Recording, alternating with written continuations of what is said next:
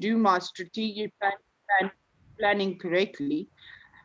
So it's just a 2-year plan for the bigger grounds and a bigger venue. It's just now I need to get a smaller venue to be cost effective now until we, so the showgrounds is my bigger and my, let's say, 2-year plan. Teresa, do you understand it like that now? Ja, nee, ek hoor jou. Ja. Okay. So you guys were able to continue without me? Are you on prepaid? No, we're on Wi-Fi, but the electricity tripped. Okay, because I just wanted to say if you're on prepaid, it helps to buy No. your electricity. I think the one acorn tripped the electricity. Okay, so I missed a part, but I believe you did discuss the question. Okay, so I've sent you documents in the email the week before last week, I think. And that is specifically about strategic planning. So what we're going to do is we're going to go through 5 video clips now, telling you exactly how to do strategic planning. Okay, now the most important thing here is you as the center manager, you cannot do the strategic planning on your own. Okay, you have to involve first your board members. You and your board must do strategic planning. Then you and your staff members must do strategic planning. And that will make your bigger picture for your strategic plan. What I normally do is when I advise people to do strategic planning is, remember, I come from a military background. So I like to divide them, your strategic plan, into sections. So your first section will be management. So you will, so make notes of this, because as you're going to continue with the videos, I need you to keep it in mind. First, what is the plan, the strategic plan for the management and the board? Now, the lady in the previous video said you must do strategic planning for 3 to 5 years. That is correct, but that is medium plan. That's medium-term planning, and long-term planning is for 10 years. So you are going to focus when you are going to start doing your strategic plan now, today, after the day. Remember, this is going to be your homework. I need you to go and do it for till the end of the financial year, which will be March next year. So you're going to do planning from the 1st of August until the 31st of March. So the first one is management. I have to write it down, otherwise I'm forgetting. I've got them. If I write them down, I know how they are. I need a whiteboard so I can write here. Okay, so management. Then the next one is risk. Risk management.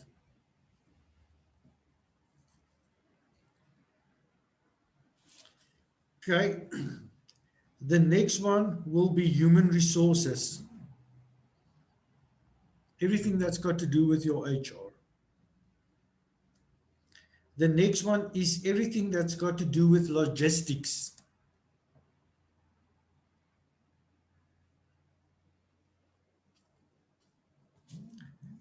Then everything that's got to do with training and skills development.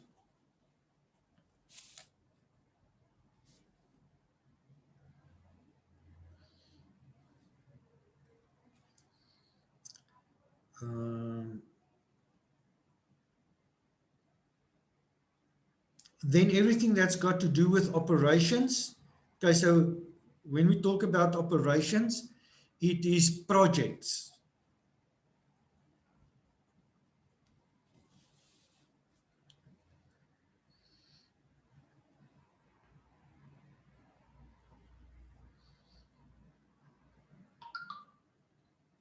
And then finance. Okay, and you put your finance last because everything at the top has got a financial implication. So on the videos that we're going to watch now, and the documents that I've sent you, you will see that there is a certain template that you can use to do your strategic planning. So what I always say is you do everything because everything has got costs that's involved. And you need to know what those costs is. Number 4 is training and skills development, Basitsana.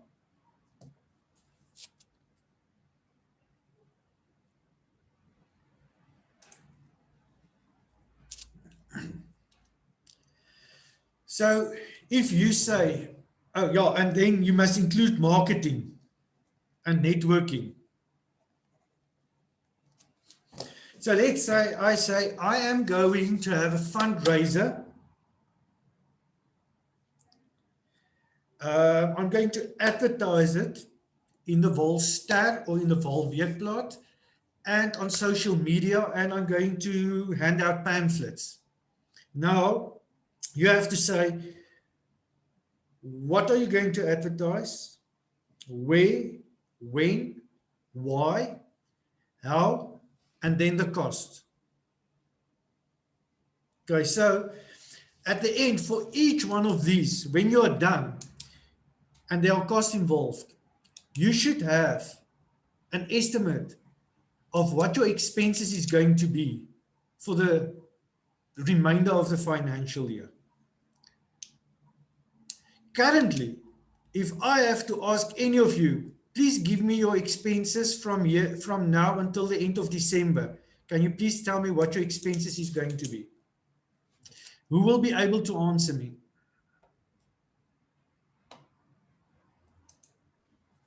In personal capacity, I would be able to do that.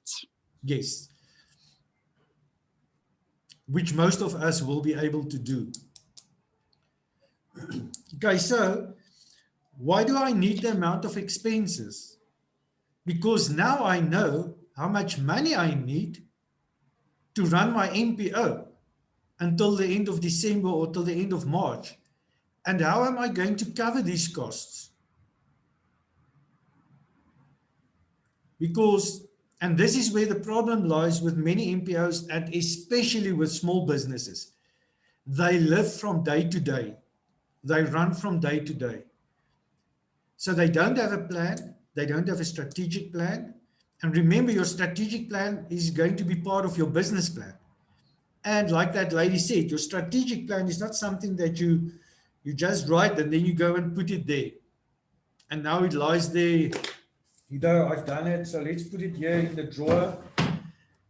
And then normally you put it in the bottom drawer. And then you never use the bottom drawer. And 3 months from now, you go to the bottom drawer and you're like, oh, here's my strategic plan. And then you just close the drawer again. It is a management tool. I actually say that your strategic plan should be your diary. And everybody that is involved should have a copy of it, because if I don't have a copy of it, or if I was not part of the planning, I'm not going to know what I'm going to have to do, when I'm going to do it, how I'm going to do it, and what you expect me to do, and by what date. And I don't know if I have a budget. So I am functioning in your NPO as one of your employees, and I'm just like a smarty in a box. You can shake me, you can rattle me, you can roll me, and that's all that's going to happen, because I will not be able to function. Okay. All right, let's look at the first. Is there anybody who wants to say something? Alvin, Yes. do I understand you correctly when you say everybody needs to have, or in your opinion, everybody needs to have a copy of the strategic, whatever freaking planning? Strategic plan. Daai Yes. ene. Yes. So So, I mean, if you're going to give them a copy, are you going to share figures with them as well? Remember, they are part of the planning process. Remember, you're going to share the expenses. Let's say you've got somebody that is doing your marketing and they've been part of the planning. In your marketing plan, you must say that for this project, this is the amount of money that you have to spend on marketing this project. So everybody should be included. That's why I say everybody must be included in the process of the planning. let me quickly give you a background of how it worked in the army. Okay, so you've got different levels in the army. So for you, it will be only you. Now, if you are working for, let's say, Kansa or Lifeline, you have an HQ above you, which means there's somebody at the top. So what will happen is the different sections of the army, which will be the army, the medics, nou vergeet ek die name, die vloot en al die ander. So they each will go to the head of defense. He will give his plan to them.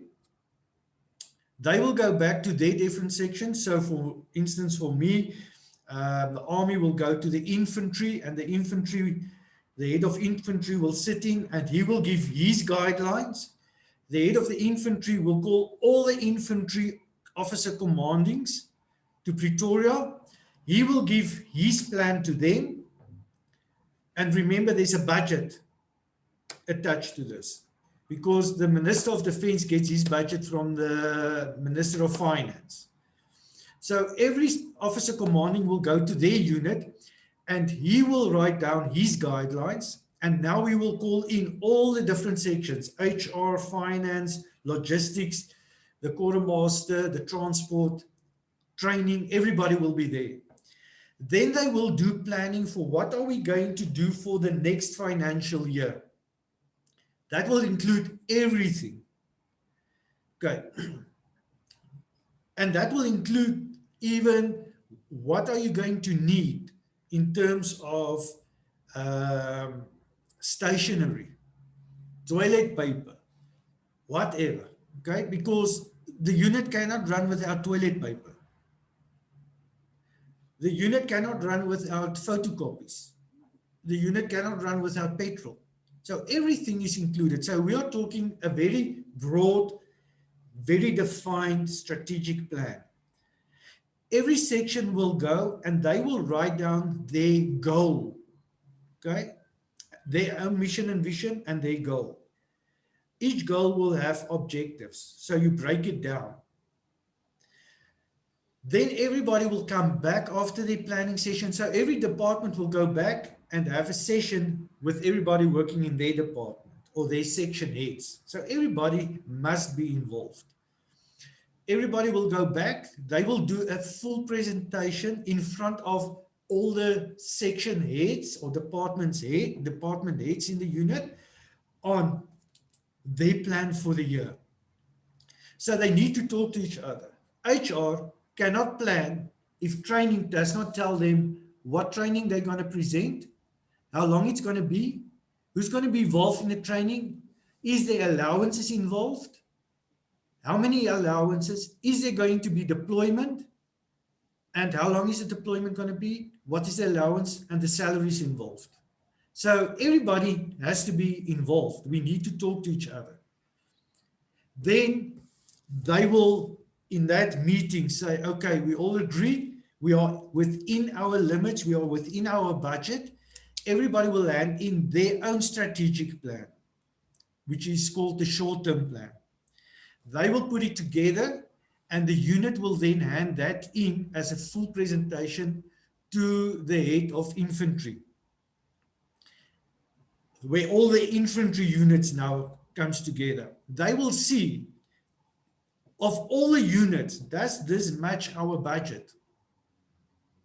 If it does not match our budget, he says, go back. and cut on your expenses. Now we have to do the planning again. So this continue until February, when the head of infantry presents to the head of defense. The head of defense gets all the defense force budgets. He takes his full budget, he presents it to the Minister of Defense, who will then hand it into the Minister of Finance, who will say, you're within your budget has been approved. And that is where the Minister of Finance gets his defense budget from. And that is where the defense get their budget from. So they have to operate within that limit. So, and then every month, everybody from every unit, from every section, needs to compile. Let's say HR said we are going to spend 15,000 Rand on allowances in April. Come April, and we did not spend 15,000 Rand on allowances like we planned, we have to give a very, very good reason why we did not spend that 15,000 Rand. If we cannot give them a proper explanation, the head of infantry takes the 15,000 Rand away from my unit. So I lose the 15,000 Rand. And he puts all the money that was taken all together and says, right, let's see which units short money to continue. Then they have to go and do planning and inner motivation. And then he will take that 15,000 Rand and divide it between units, or he will give it to a specific unit. So if you do not spend like you said you will spend on what you said you will spend it on, you lose it in your budget. Next year, when they allocate the budget, they say, remember, you did not use that 15,000 Rand. They take that into consideration and they deduct it from your budget that they give you for the next financial year. So it means when you do not use what you have, you're actually shooting yourself in the foot. So that is why everybody in the NPO must be involved so that everybody knows what's going on. And the best way for you to manage this, and depending on how big your NPO is your staff meetings. So in your staff meetings, you will have your plan and you will say, HR, I see that you said that you are going to hand out, let's say, our job descriptions by the 30th of June. That is next week, and we did not receive anything from you yet. What is the problem? And then HR needs to explain to you why they haven't done it or why they did not inform you yet. Okay, that's when you have a bigger NPO. Even with a small NPO, if you have that, you see, my secretary needs to do this by that date. She was the one that's supposed to do the job descriptions. And I asked her, listen, Joyce, you did not ask anything about job descriptions yet or information. Yes, but I didn't know about it, or I forgot about it. Why? Because I don't have a copy of what I need to do. So it's going to be you as the center manager's job to remind everybody what to do every time. So when everybody has a copy, they know what they have to do. In terms of the expenses, that is a choice, Teresa, which you can make. I'm going to only print to them what they have to do by when they have to do it. I am going to exclude the expenses column. They must come and discuss that with me and the finance lady. So that is your prerogative to do it that way. But at least everybody must have a copy so that they know what they have to do. Otherwise, they're just going to sit around and not do anything. And with all due respect, some employees will not ask you what do they have to do because they love sitting around doing nothing. Okay, did I give you a bigger picture of how it works? Yeah, thank you, because I wasn't quite comfortable with the part of giving them all the figures.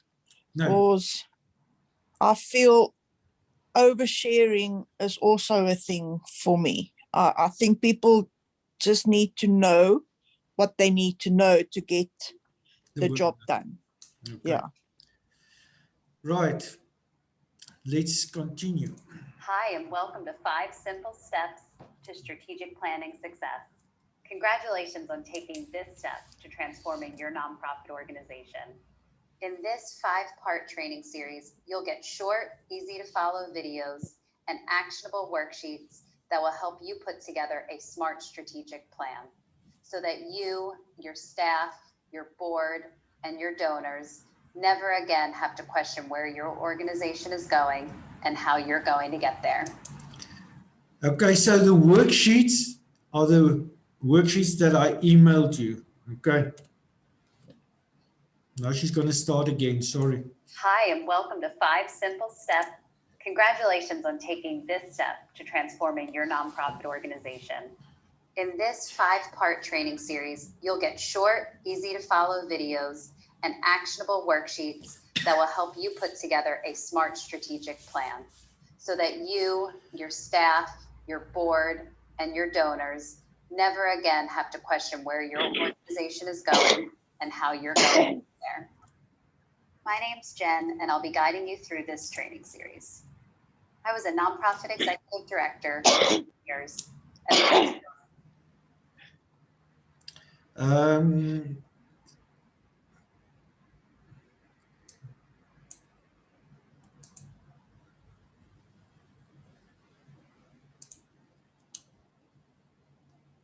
Realized how much of a strategic planning nerd I really am.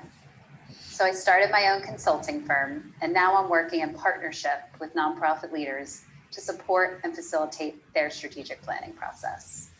So let's get started with today's training video. Step number 1, prepare.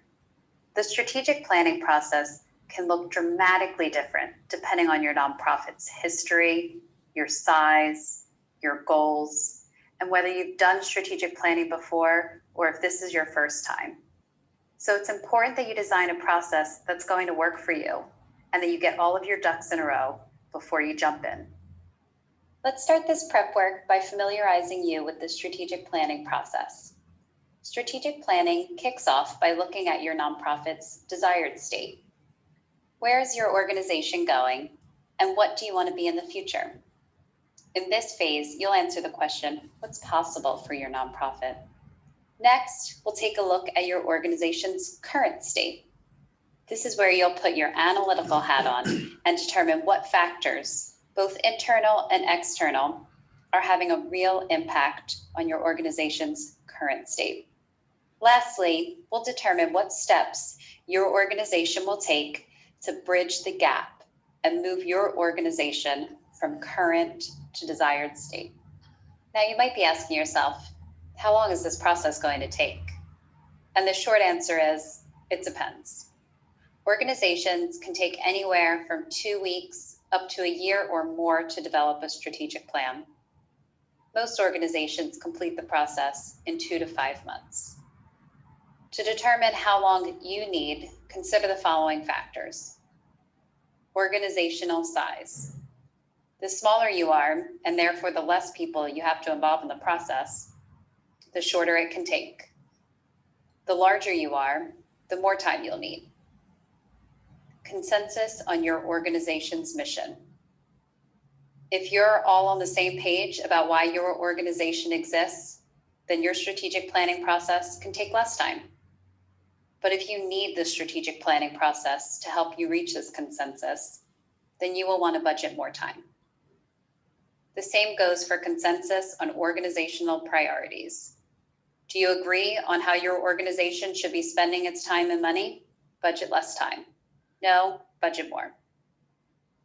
Information on your internal and external environment. Do you already have current competitor data or a survey with feedback from your donors? Then your process can be shorter. If none of that data is available to you yet, then you'll need time to collect it during the strategic planning process. And last but not least, how much time do you have? Be honest with yourself here. If you can't imagine whipping together a strategic plan in less than a month, then give yourself more time. Or if 6 months sounds like a ridiculous amount of time to wait for your strategic plan to be in place, then do it faster. And now it's time to put this learning into action. Below this video, you'll find a link to a worksheet that will guide you through a simple exercise to determine who to involve in your strategic planning process and how. Make sure you download and complete it now so you can get one step closer to developing an awesome strategic plan for your organization. Thank you so much for watching, and I'll see you in the next video when we'll zero in on what's possible for your organization. Okay, so the PDFs that she's referring to, those are the ones that I mailed to you. Make sure you have them at hand, because that is what you're going to use to do your strategic plan. Now, unfortunately, you do not have 6 months to do your strategic plan. Okay? You only have until the end of the month. And you can buy me an ice cream in the summer for that. Okay, so now I'm not going to expect you to do a full strategic plan. I want you to identify while we're going through this. That's why I said you must have pen and paper with you, because we're going to do a SWOT analysis as well. I want you to write down, let's say, the 5 top priorities that you need to pay attention to now. And I want you to do a strategic plan for those 5 and set goals for them. Only 5. So the others you're going to do after the program actually has been completed. Charlene, wil jy iets sê? Jy lyk vir my skielik baie bekommerd en baie senuweeagtig. Ek wil vir jou vra, nee. Ja. Ja, ek is baie senuweeagtig want ek weet hoe is jy oor huiswerk. Ek wil vir jou vra, do we need to do a strategic plan for each of the 5 top priorities? So do a plan for, let's say, one priority, the top priority, and then the next one. So we need to hand in 5 strategic plans. You're going to hand in 1 strategic plan with 5 goals. Okay, dankie. I'm better now. I'm okay now. I can see you look much better now. Okay, let's look at the second video. Okay, so this thing takes you through the processes of doing a strategic plan. Hi, this is Jen Lockman, and this is 5 simple steps to strategic planning success. Step 2. In step 1, you learned how to prepare for strategic planning. And in step 2, we're going to create your desired state. Here's exactly what you're going to learn in this training video. First, why holding the perspective of what's possible is so important. I'll talk you through what I mean by this perspective and how it can make or break your strategic planning process. Next, I'll show you a powerful visioning technique. We're actually going to do this exercise together so that you can begin to picture what's possible for your organization. Next, I'll tell you what makes great mission and vision statements. Plus, I'll give you a word of caution when it comes to mission and vision. And finally, I'll introduce you to one simple exercise that will help you get a complete picture of your organization's desired state. You're also going to get a worksheet for this exercise that will help you walk through it step by step. Great, so let's jump right in and start by looking at the perspective of what's possible. So often we approach our daily work from a problem-solving perspective. We ask the questions, what's not working, and what am I going to do to fix it? This approach, while practical and very effective in certain contexts, is too negative and narrow for this stage of strategic planning. So instead, I invite you to take on the perspective of what's possible. In this perspective, you may ask the questions, what's working really well? What would it look like if we expanded all of our organization's strengths? Where is the unlocked potential in our organization? Can you sense the difference in these perspectives? And can you feel how much more positive and expansive energy lives in the perspective of what's possible? Believe me, I know this can sound woo-woo. So if you're already sensing that reaction inside of yourself, know that holding this perspective may be a challenge for you. But also trust that it will be worth it, because I promise you that it works and that your organization's future will be brighter if you stick with me in the perspective of what's possible. To get you fully rooted in this perspective of what's possible, we're going to go on a journey into the future of your organization. We'll be using a technique called guided imagery. In just a few seconds, I'm going to ask you to close your eyes and just relax. Yes, really, I'm going to ask you to put down anything in your hands, close your eyes, and relax. So if you're in the middle of something and can't give this your full attention, then pause this video and come back to it later. During the guided imagery, I will suggest a series of images for you to see. Trust and work with whatever pictures, senses, feelings, and thoughts arise in response to my suggestions. So now, let your eyes drift close and get comfy in your seat. And place your attention on your breath as it enters and leaves your body. Good. Really settle in here. And let your breath be deep and easy and slow. Now, imagine yourself in your office with a large wall clock hanging in front of you. See that the clock displays today's current time and date. You notice that the hands of the clock are starting to speed up and time is moving forward. Through the rest of today, tomorrow, to the end of this week, and then through the rest of this year and next year, until we arrive at 3 years from today. It is 3 years in the future, and your organization is thriving. All of those things that you have been working for have come to pass, and your highest hopes have been realized. What is the impact of all of this hard work in the world?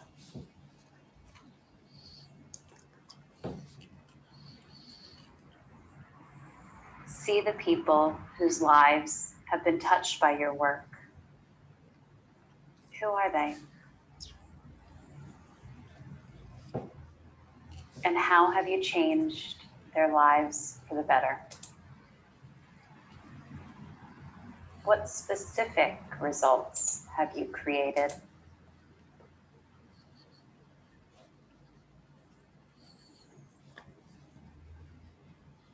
And how have your organization and your programs grown and developed over the past 3 years?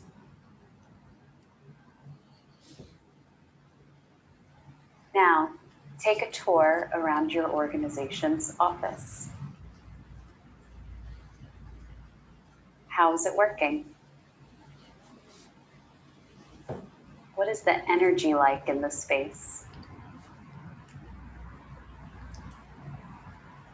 See the size of your organization and some of the new people who have been attracted to your work. Who are they? And now, take a moment to see yourself in the office.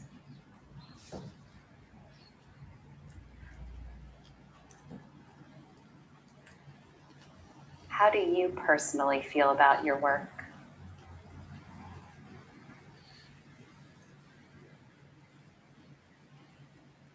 Can you say yes to it fully? Is this what you really want to see for your organization? And if not, what else would you change or add? Now, take a deep breath in breathing in this experience, remembering what you need to remember. Another slow breath in and down. And when you are ready, open your eyes. You might want to pause this recording to take some notes about what you just discovered. If so, go ahead and do that now. And if not, that's fine too. The connection you just made was to the power of what's possible for your organization, what it looks like for your nonprofit's mission and vision to be in their fullest expression. If you are leading the strategic planning process, you might consider using that exercise to make the same connection for all of the members of your strategic planning team. It's a great way to kick off a meeting. Now let's bring you back to the here and now and tackle your organization's mission and vision. Your mission is why, at your core, your organization exists. It is your purpose. A strong organizational mission passes the why test, meaning if you ask the question why after reading your mission statement, you already have the answer. It really gets to the core of why you exist. It clarifies the how, so it explains what your organization does to tackle that important why. It motivates and inspires both internal and external stakeholders. It serves as your true north, meaning that it supports your staff and your board in making important decisions. When you are considering new programs or directions for your organization, always come back to your mission. And lastly, it sets you apart. Your mission should be unique to you. Avoid using vague language like save the world or feed the hungry, and instead talk about the specific people you serve and the unique way you do that. Now let's move on to vision. Your vision is what you aspire to create. When you look far into the future, what do you want to see for your organization and for the world? A strong organizational vision articulates what success looks like. If your organization truly achieved your mission, what would that look like? It inspires commitment. Your vision helps your staff, board, and supporters see that you are working together to achieve something big. It propels action. Your vision is like a signpost in the distant future. When others hear your vision, they can see where you're going and think about how they can help your organization get there. It's believable. Your vision should be a challenge and a stretch, but people have to believe that one day you can get there in order to commit to your vision. Now listen, it's not all roses when it comes to mission and vision, and I want to give you a word of caution so that you avoid a common trap that can waste a lot of time during the strategic planning process. Constructing the quote unquote perfect mission and vision statements can be addicting and very time consuming. Is it catchy enough? Is it too short, too long? Do we use the word efficient, or is effective better? You get the gist. Work with your strategic planning team to get to the essence of your mission and vision. Make sure you're all on the same page about why your organization exists and what you aspire to create in the world. Once you get to that consensus, that's great. Celebrate. It's a major achievement, and your group work on mission and vision is done. Do not spend group time wordsmithing. Instead, once your group has reached consensus, assign the job of writing the mission and vision to one or two of your best writers. Keep this in mind and you will save your organization a ton of time. We're coming to the end of video number 2, and you know what that means. It's time to put all of this great new learning into action. And today I'm sharing one of my all-time favorite exercises called What's a 10? It's a simple and fun exercise that will help you to create a complete picture of your organization's desired state. So take action now. Download the worksheet and schedule a meeting with your planning team to take you one step closer to strategic planning success. Okay, I want to hear what you experienced in that exercise when you closed your eyes. And I want feedback from everybody. Otherwise, we're not going to have a body break today. We're just going to continue until 2 o'clock. Who's going to start?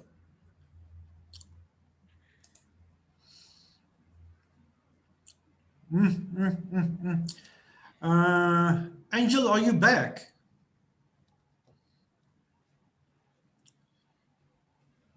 Hello, Angel.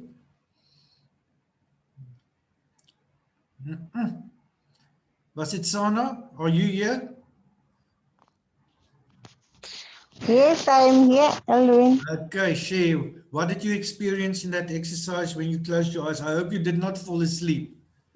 No, I didn't fall asleep.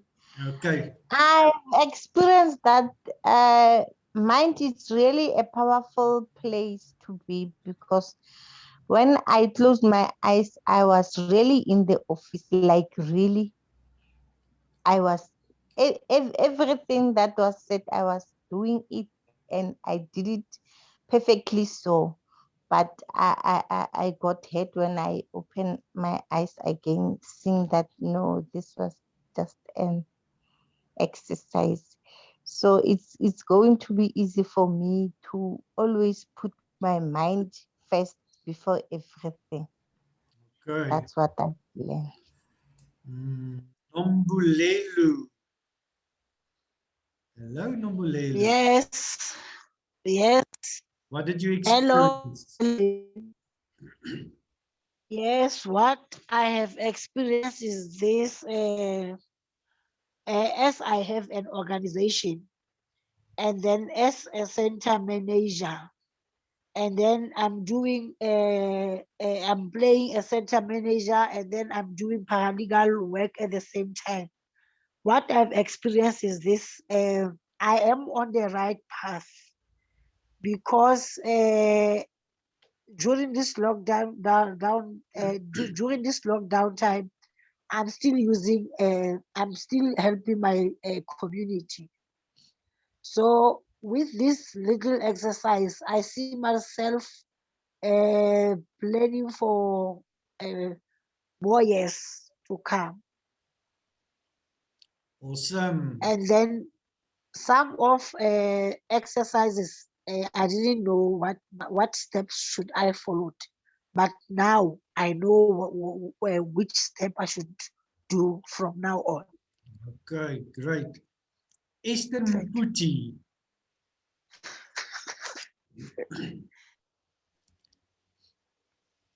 Yes, Alvin, I'm here. I'm listening. Okay. I'm sorry, I'm always on my mask. It's because I'm at work and one of my patients has tested positive.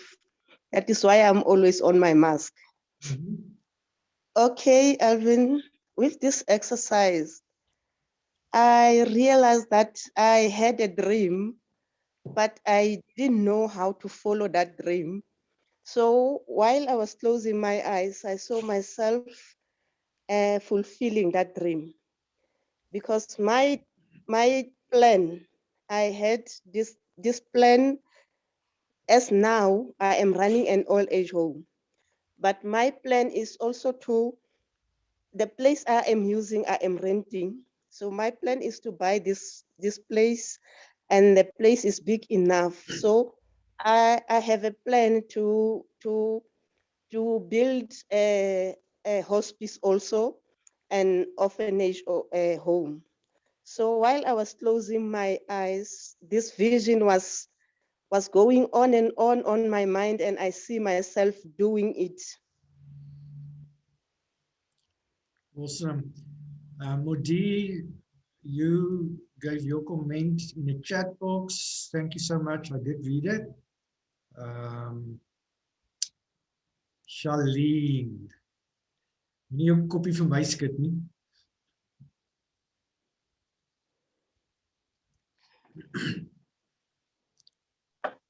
Um, Oh, you like putting me in this space, huh? It's my job.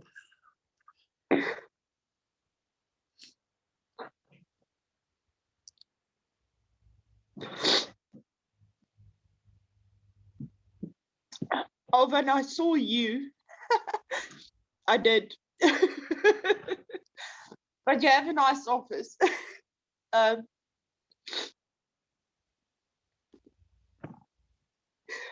I'm crying because it's hard for me to believe that God can put me in this place of power, if I could say that. And because I'm humble, I'm really humble, saying that, you know, it's not me, it's not God, it's not me, it's God. But it's hard for me. Yes, I vision it, and as I vision it, I cried because it's like, yo, God, do you really see me as that precious, as that powerful, as that? Do you really see me as a person that can run a full-blown rehab? And I mean an inpatient rehab, not an outpatient rehab, inpatient rehab with government subsidized beds, the best one in the Free State. So yeah, I'm crying because I'm just, yeah, I'm humbled. I can't believe that God, and I believe that God gives us, each and one of us, this vision in our minds, that this is what you're going, if you work hard enough, this is what you're going to do and going to get. And God doesn't lie. So I believe that God showed me this, and I'm just humbled. I'm like, okay, God, not that I'm lazy, but I know it's a lot of work, and I know that yeah, but I just can't see myself in that position. I'm okay being just a counselor. I'm fine with that. But that's not the vision I got. A vision I got is a full-blown, like, big rehab, inpatient rehab with sisters, and you were there as well, giving training. I hope I was not there as a patient. No, not at all. Thank you for sharing. No, I But think yeah, I that's will it. be there as a patient. No, you will not. And since you are speaking, Teresa, what did you experience? I need 4 cousins. That's what I experienced. No, I don't know, Alwyn. Yeah, I could see myself, but the thing is, you need to believe in yourself and your abilities. And yeah, I think for me, myself, ek weet nie, because I'm actually, I mean, I'm doing this whole course with you guys, and I don't have an NPO or an NGO. I'm almost like between NPOs and NGOs. I'm between ideas. I've got an idea or a vision that I've got, but yeah, I'm still not there. I can see it, I can visualize it, and I know I need to do it. I know I need to do it, but I'm still almost like stuck met die speed bump, because I need to do certain stuff to get over the speed bump. And I mean, yeah, for me, and nothing personal, Charlene. Dis vir my lekker om jou te sien huil, want is gewoonlik ek wat huil.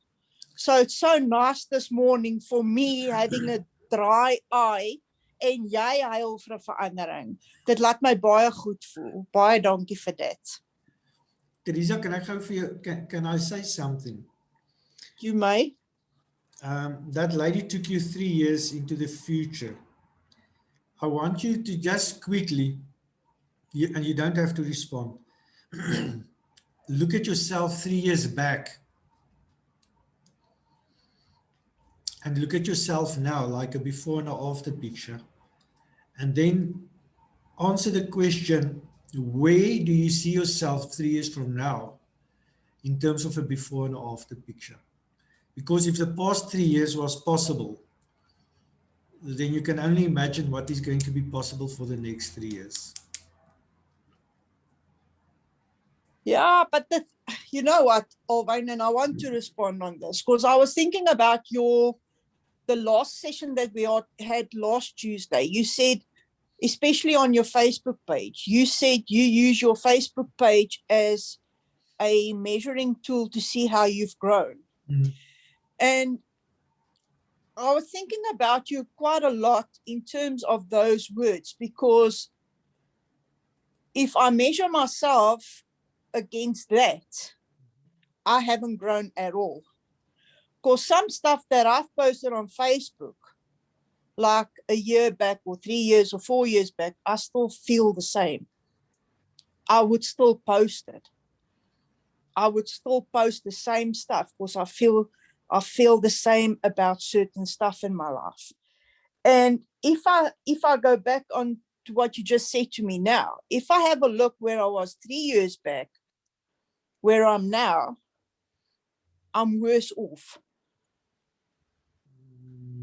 Is that how you feel? Yeah. Okay, so that's how you feel. So that's your opinion. But is that what other people see?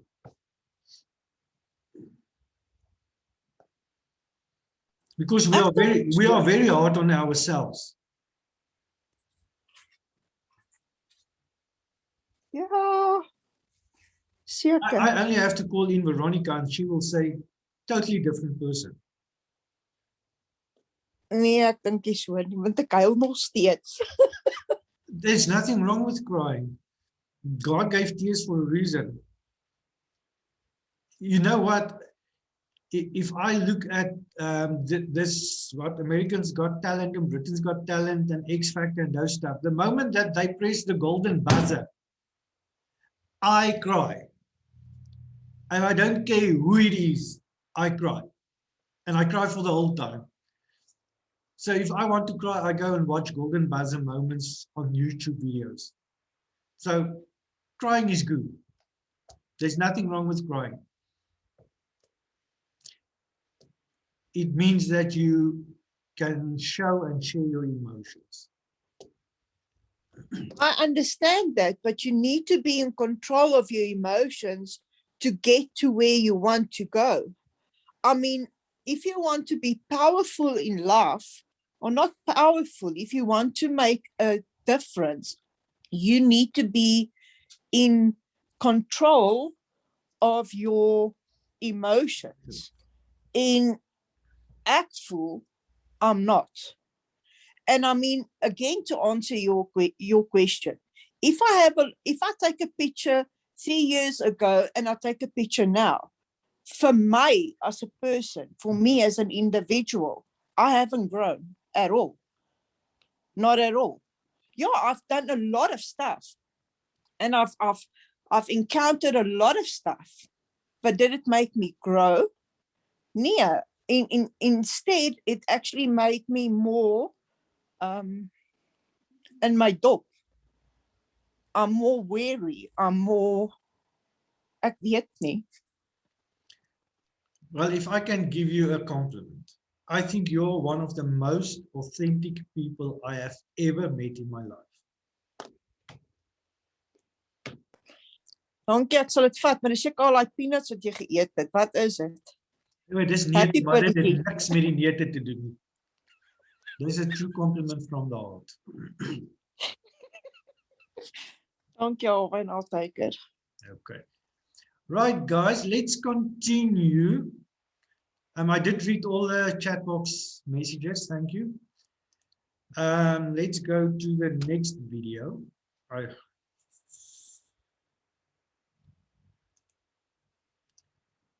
Die ding moet nou nie vries op my nie. Dis koud, maar dit beteken nie die PowerPoint moet vries. Hi, this is Jen Lockman, and this is 5 simple steps to strategic planning success. Step number 3. Let's take a quick minute here to review where you've been and where you're going in the strategic planning process. First, you prepared for strategic planning. And then in step 2, you created your desired state. Now, in step 3, you're going to assess your organization's current state.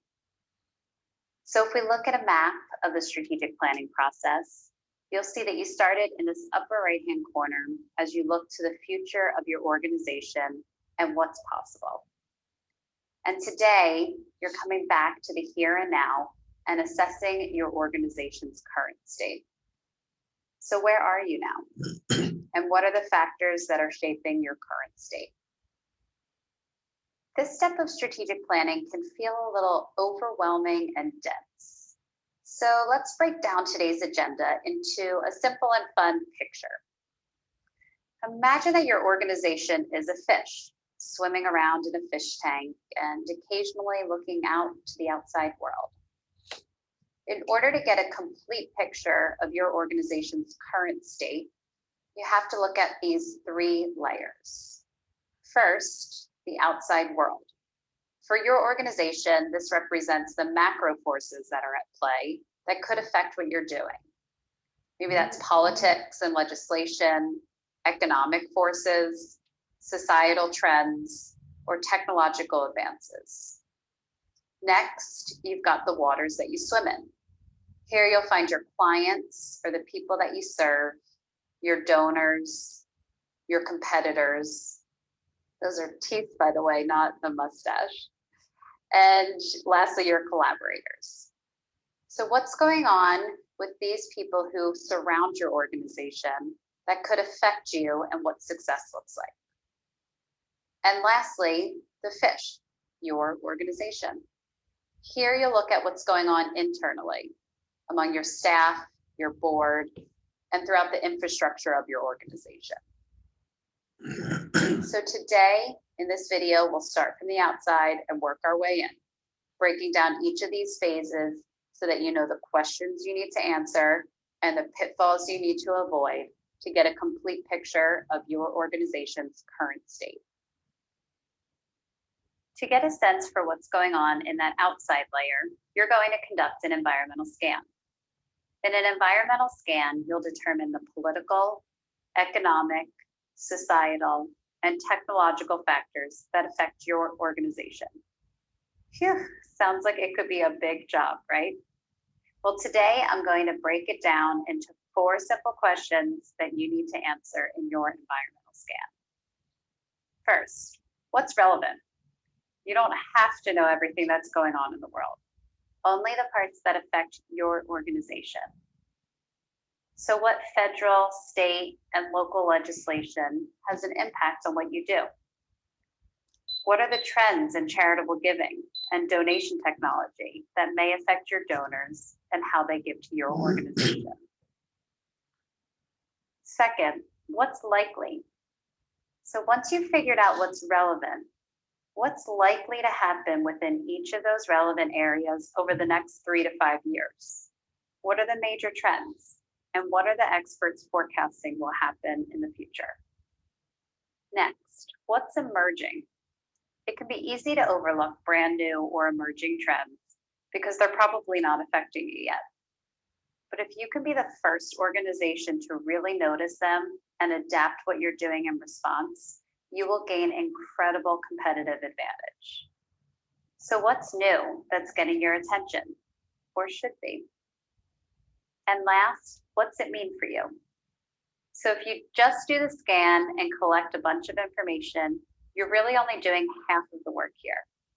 The second half of the work is to interpret what these trends mean for your organization and what impact they could have. Okay, so a couple of words of caution here. First, do not skip this step. So many organizations dismiss this step because they don't think they have the resources to do it, or maybe it just sounds boring. If you don't have a lot of time to dedicate to this step, you can still complete a simple environmental scan with input from your board or other experts and a few quick Google searches. Second, make sure you collect both qualitative and quantitative data here. You can get your qualitative information, what people believe, sense, and predict, from your board, your staff, advisors, and bloggers in your field. You can get your quantitative data, the numbers and the stats, from the news, industry publications, reports, and Google. Once you know what you're looking for, I guarantee you if you do a simple Google search, you'll find what you need. Once you've completed your environmental scan, you're ready to jump into the fish tank and take a look at your clients and your donors. Now, I don't want to gloss over competitors and collaborators entirely, but we aren't going to focus on them in this video. So getting back to your clients and your donors, there are 5 main questions that you need to answer to make sure you're building a strategy that meets the needs and the desires of your clients and your donors. So start with your clients, work through these 5 questions, and then do the same with your donors. First, what clients and donors do you serve now? What criteria do they use to assess you? So jump into their shoes for a minute and think about what they really want from your organization and how they decide if they're satisfied with you or not. How do you think you're doing? How do you know?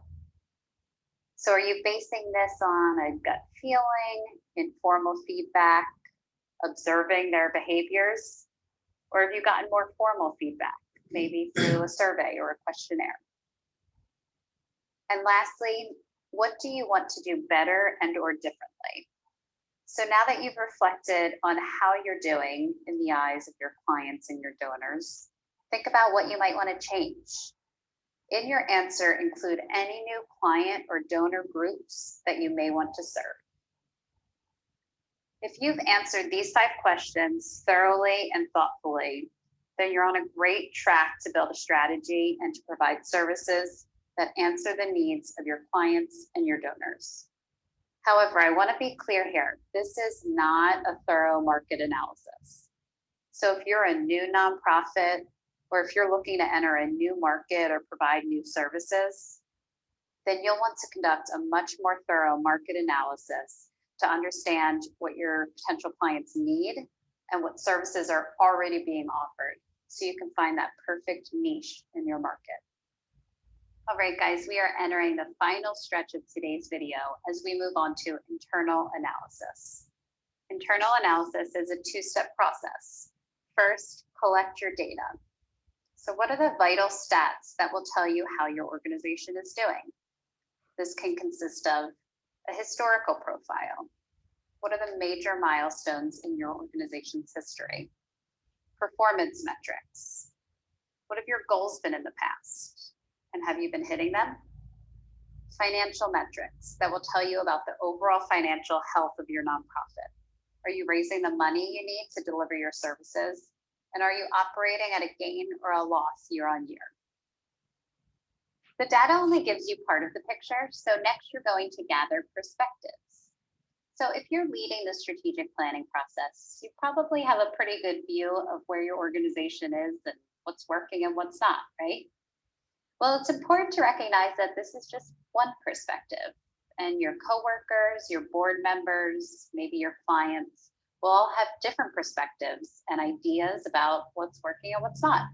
So in just a moment, I'm going to introduce you to an exercise that will help you gather these diverse perspectives.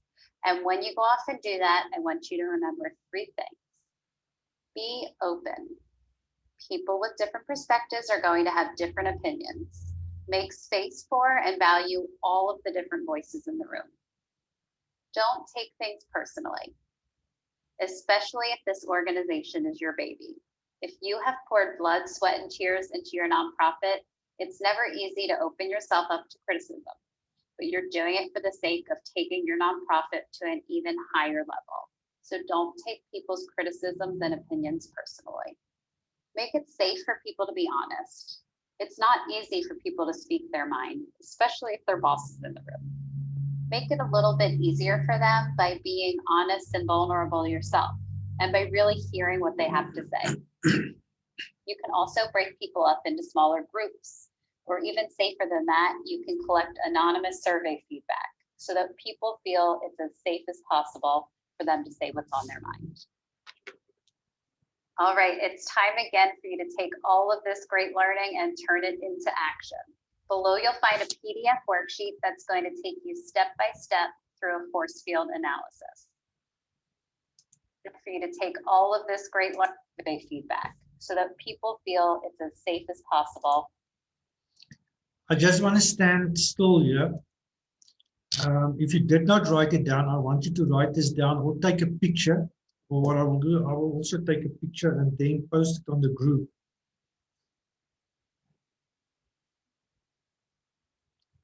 And the reason is,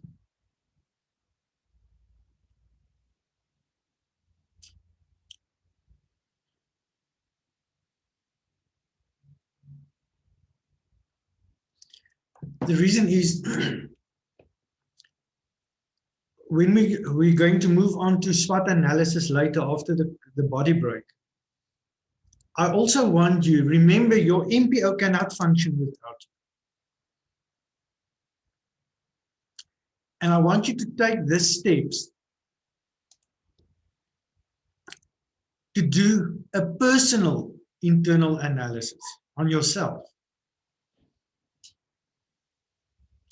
to collect the perspectives about yourself, to be open,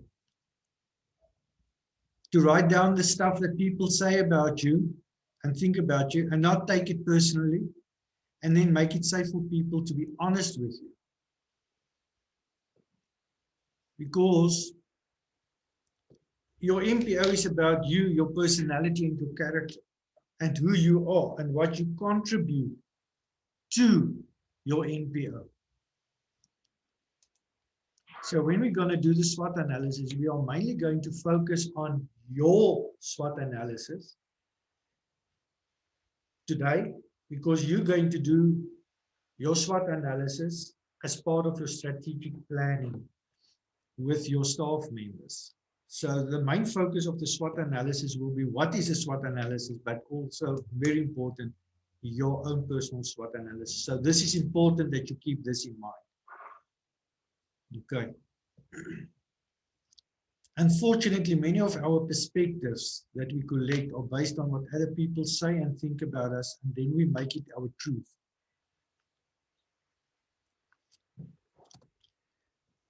Okay. Any questions or feedback on that one? I think this is the last video.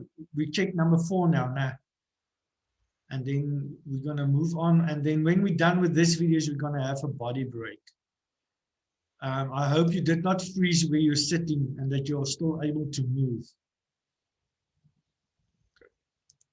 Hi, this is Jen Lockman, and you're tuning into 5 simple steps to strategic planning success. Step number 4. Let's take a second here to overview how much progress you've made in the strategic planning process. You started out preparing for strategic planning. Next, you created your desired state, assessed your current state, and today, in step number 4, you're going to choose your priorities and set your goals. So up to this point, the strategic planning process has been really expansive. In step 2, you looked to the future and created the vision for your desired state. You used the exercise, what's a 10, to dream about what's possible for your nonprofit. Next, you kept that wide lens as you identified the forces that are driving you towards your vision and others that are holding you back. And you summarize those results in your force field analysis. So there's a big shift that occurs at this stage in the strategic planning process, because step number 4 is all about focusing in. So in today's video, I'll guide you step by step through a process that will help you to choose what challenges you're going to tackle and what waves you're going to ride to move your organization from your current state to your desired state. Okay, so the first thing you're going to do here is set 3 to 5 strategic priorities. Your strategic priorities are the broad statements in your strategic plan that define your overall direction, drive your resource allocation, and provide focus. This is where you say, right, there are 1,000 ways we could be spending our time over the next several years. And these are the few priorities that we're committed to because they're so important to achieving our vision for the future. So what's really cool here is that you've already done some work on your strategic priorities. Remember at the end of your force field analysis, when you starred the driving and restraining forces that you thought would be the most important for you to address? Well, now you're going to look at all of the items that you starred and start to group them together into common themes. So let's look at a couple of examples. Maybe one of your stars under governance was next to board giving. And in fund development, maybe you starred foundation grants. You may choose to group these together because they both relate to fundraising. And an example of a strategic priority to bring them together is to diversify funding so that we can best serve our clients. A second example is maybe under HR, you starred staff training, and under admin, policies and procedures. You could group these together because they both have to do with strengthening your organization internally. So some wording to capture that would be to build internal capacity to ensure the highest quality of programs. See how this works? So get together with your strategic planning team and start to group your starred forces into common themes. You'll always want to start your strategic priority with a powerful action verb. So here are some to get you started. Expand, maintain, eliminate, launch, improve, grow, invest in, revamp, and focus. Okay, so you've got your strategic priorities, and the next thing you're going to do is set 3 to 5 strategic goals for each priority. Now, I know you've probably heard it 100 times before, but it really is important that your goals are SMART. Let's run through what I mean by SMART because it might be a little bit different than the acronyms you've heard before.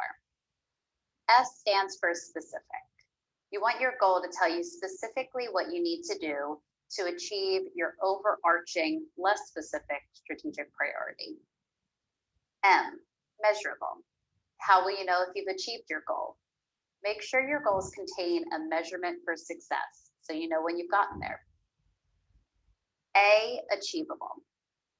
You want your goal to take into account the resources that you have and what you can actually achieve over a period of time.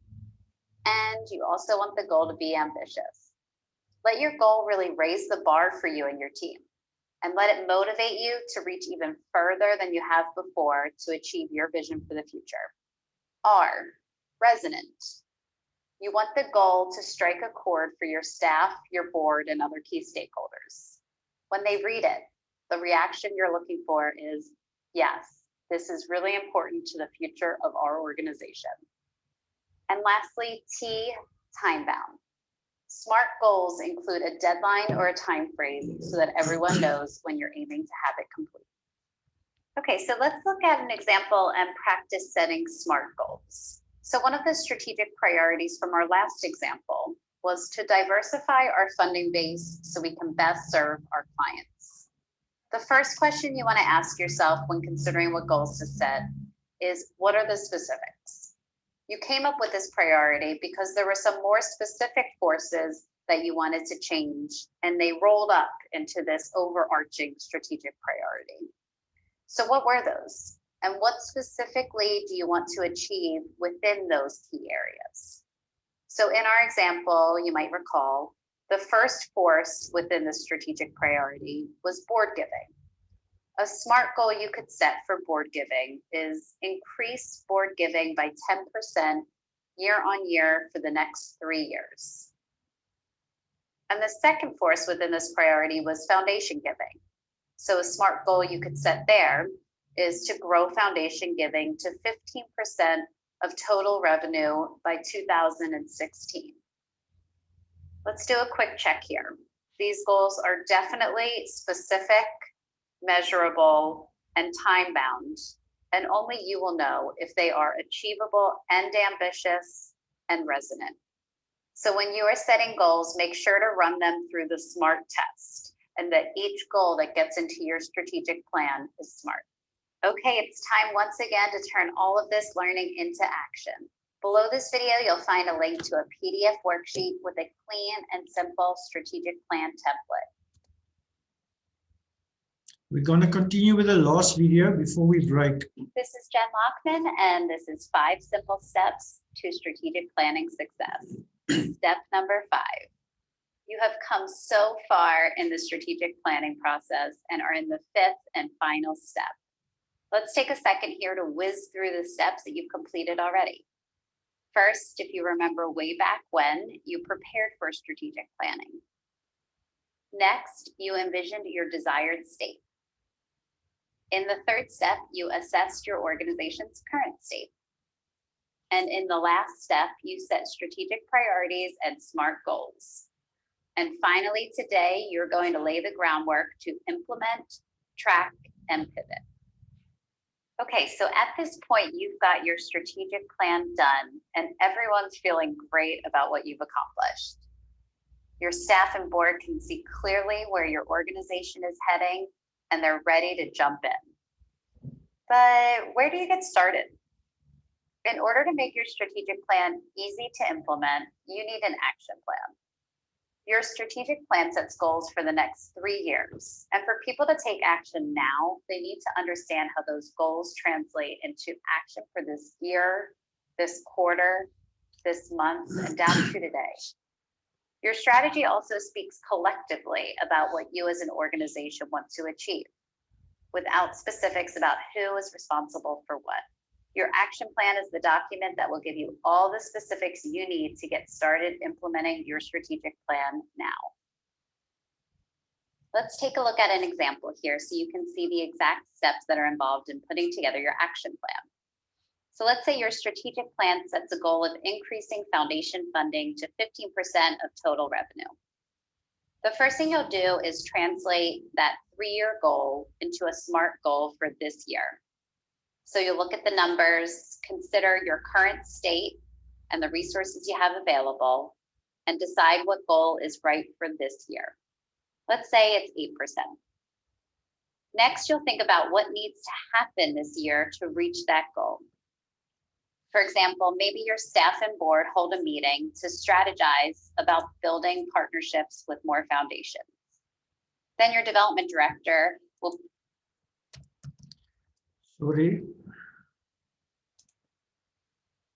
be charged with conducting research to find foundations that will be a good fit. Then your executive director will make calls to, say, 20 foundations to begin cultivating relationships. And finally, your development director will submit 20 proposals to foundations throughout the year. There's one final step here, and it's one that most organizations miss. You want to ask yourself, what else needs to change? You can have the smartest strategy in the world, and if your culture and leadership don't reinforce the right behaviors, you're going to miss a trick. So what needs to align in your culture and leadership for your organization to succeed in foundation fundraising? You need to have a culture of philanthropy and one that supports creative thinking. Your leadership needs to be committed to fundraising and to building foundation relationships. Once you've identified these other organizational components that need to change, make sure there are goals and action steps reflected in your strategic plan and action plan so that your organization is aligned. As you build your action plan, you'll quickly learn that it's not only a great tool to help with implementation, it's also going to help you track your progress along the way. So let's continue to run with the example of foundation fundraising. First, you're going to break your year into quarters. You don't want to wait until the end of the year to realize you haven't hit your goal. So you need to set key performance indicators, or KPIs, for each quarter. We already know that by the end of the year, we want to increase foundation funding to 8%. So you'll set that KPI for quarter 4, and then you'll set incremental KPIs for the other quarters that will keep you in movement towards your annual goal. And there may be other measurements that you want to set that will indicate whether you're on track with your goals or not. The number of prospects identified, the number of proposals submitted, and the approval rate you're seeing on those proposals. When you complete this process, you'll see that you're left with a roadmap of key performance indicators that will show everyone in your organization how you expect to progress throughout the year. And once the year begins, this will also serve as a dashboard for a quick snapshot of how things are going. I love the simple stoplight format for your dashboard. Green indicates you're at 95% or higher, yellow 80 to 95%, and red means you're under 80%. So at the end of every quarter, you'll fill in the dashboard and you'll quickly see whether it's time to celebrate your achievement, watch how things are going, or if you're in the red, it may be time to act. Okay, so what do you do if you go into the red? Well, first of all, don't panic. This is going to happen. And instead of getting all worked up about it, I encourage you to get curious. What does that look like? Well, let's work again with our case study. You may have noticed that we did get into the red with our KPI of achieving 60% approval rating on our proposals. So what do? We ask 3 simple questions. First, what assumptions did we make? When we set this goal, just like when we set all of our others, we made some assumptions about how we thought things would go. In this case, we may have assumed that the executive director's phone calls would spark a connection with the foundation. We may have also assumed that the development director would write great winning proposals. And lastly, that the foundations would see a fit between their goals and our work. So once we've identified the assumptions, we want to ask ourselves, which of these assumptions may not be solid? So we have an internal conversation and also talk with foundations to get as much feedback as we can. And this is what we learn. Our proposals are great. The foundations are interested in our work and see a fit, but they don't yet feel that they know us well enough to give us money. So our assumption that a phone call from the executive director would cultivate the relationship enough before submitting a proposal is not true. So then we ask ourselves, is it time to pivot or do we stay the course?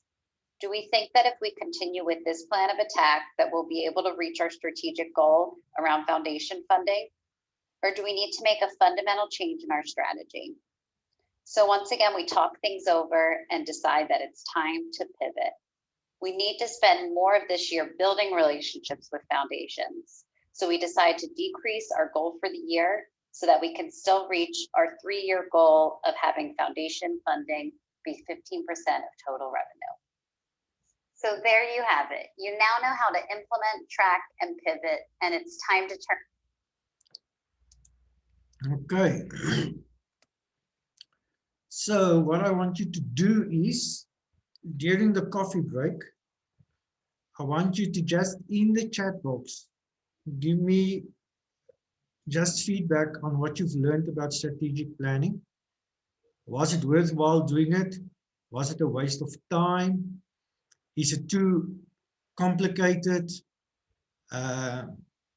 Or did it open your mind on what strategic planning really is?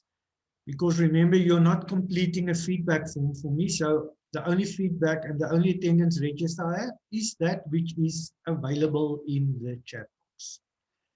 Okay, so let's take a 10-minute coffee break, and then when we return, we are going to start with SWOT analysis. Okay, so do not log out to log in again. Just switch off your video, stay on, and just after 10 minutes, you're coming back. Okay, so don't leave the meeting, don't leave the Zoom meeting or anything. So you're just going to stand up, go to the bathroom, make yourself a nice cup of coffee and whatever, and then I'll see you in 10 minutes time.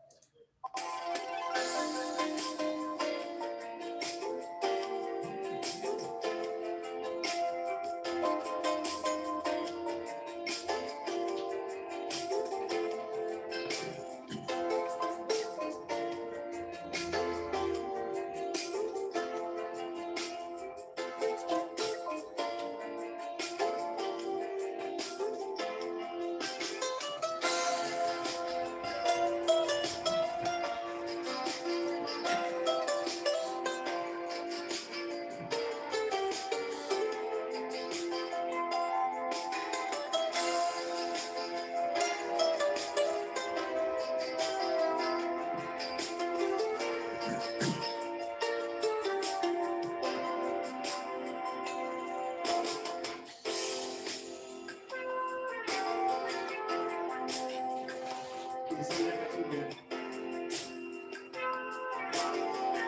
think this is it's you guys are not that good. How can you be listening to music as if you are home? It is the coffee break for the NPO training. But this office, and there's not even a camera in here. I'm gonna tell them that you must put in a camera. Yes, sir. It's warm, there's music. There might be alcohol.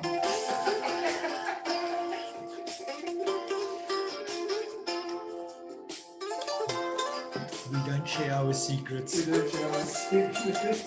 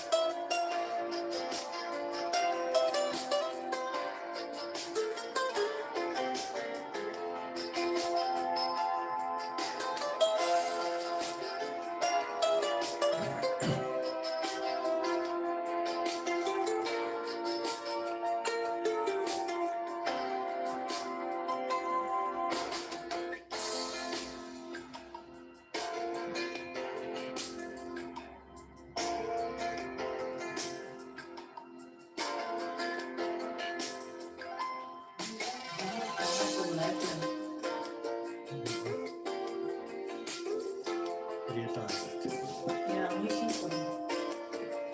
I'll send her WhatsApp. But she hasn't responded.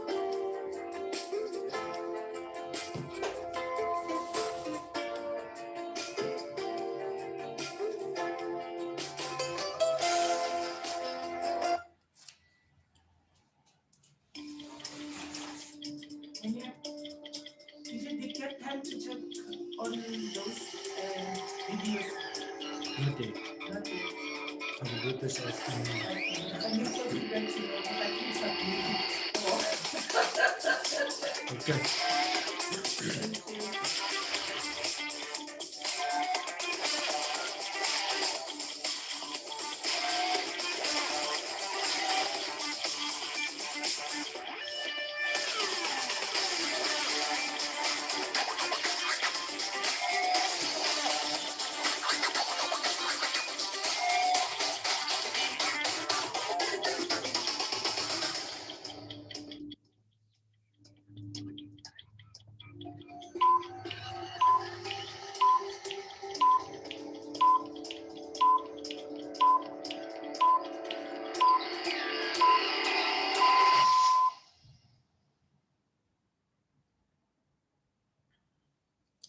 Okay, is everybody back? Everybody got some coffee?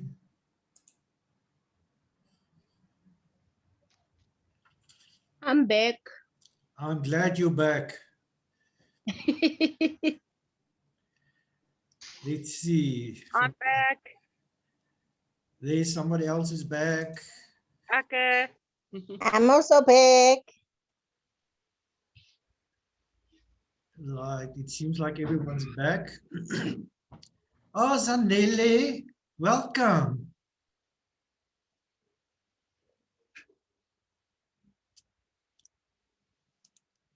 Okay.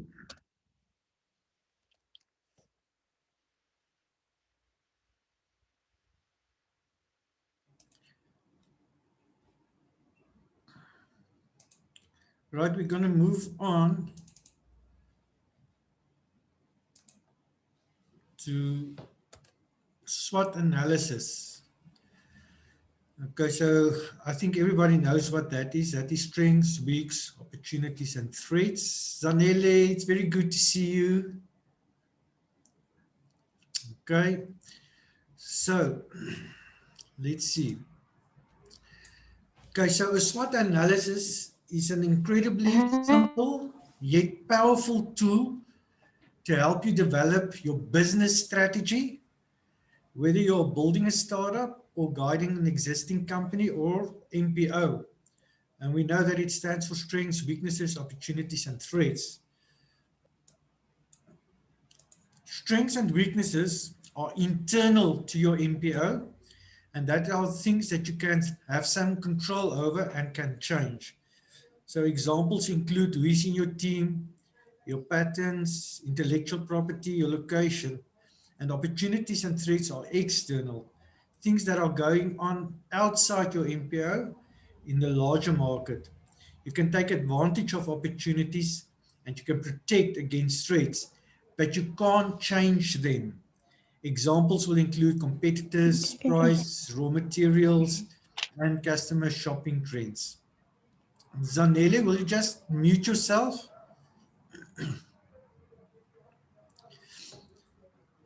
A SWOT analysis organizes your top strengths, your weaknesses, your Hello? opportunities. Zanele, just mute yourself, please. Thank you. Okay, so it organizes your top strengths, weaknesses, opportunities, and threats into an organized Okay? list. Okay. Just let me see who is not on mute here. Okay.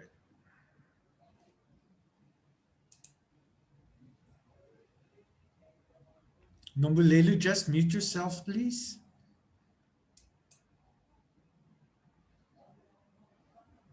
Thank you. Okay, so when you take the time to do a SWOT analysis, you will be armed with a solid strategy for prioritizing the work that you need to do to grow your NPO. So you may think that you already know everything that you need to do to succeed, but the SWOT analysis will force you to look at your NPO in new ways and from new directions. You'll look at your strengths and weaknesses and how you can leverage those to take advantage of the opportunities and the threats that exist in the market. Remember, the fact that you're an NPO doesn't say you're excluded from everything. You're still in a market. You are still presenting a service in the market, in a specific market.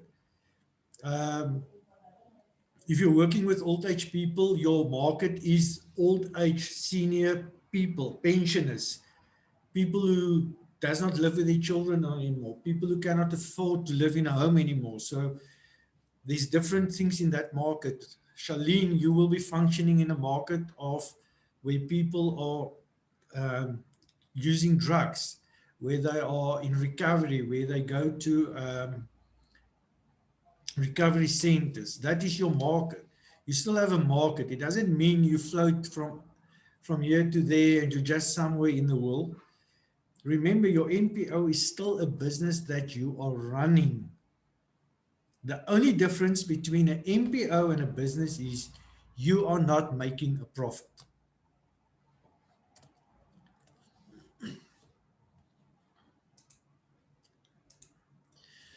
So, who should do a SWOT analysis? For it to be effective, NPO founders and leaders need to be deeply involved. So again, you need to be involved, your board needs to be involved, and your staff members needs to be involved. This is not a thing that can be delegated to others. You need to be in control. You need to be there. You need to facilitate the process. Like it says, leadership shouldn't do the work on their own either. For best results, you'll want to gather a group of people who have different perspectives on the NPO. Select people who can represent different aspects of your NPO.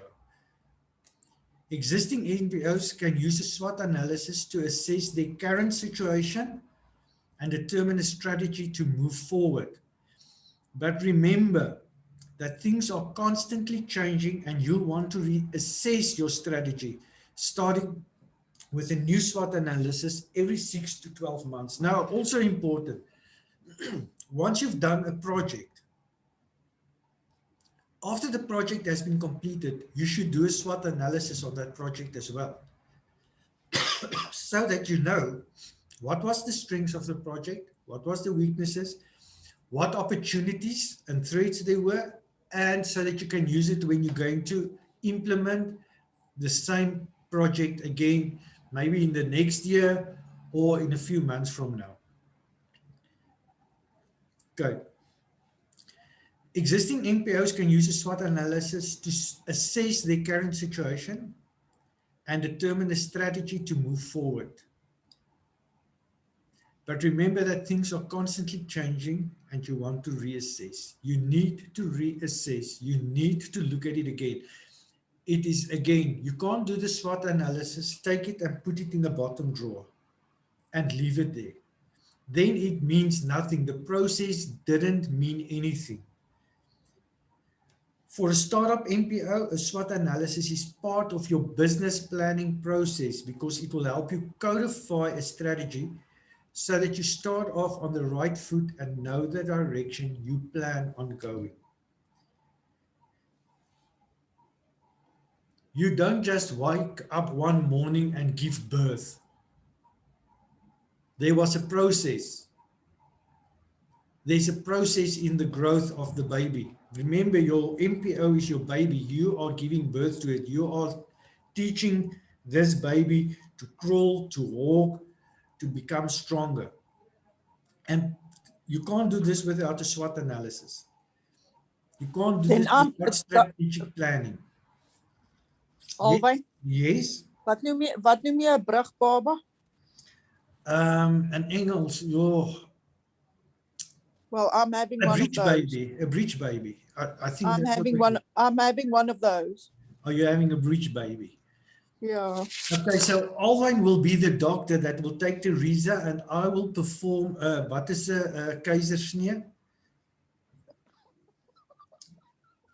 I will perform a keizersnee op jou.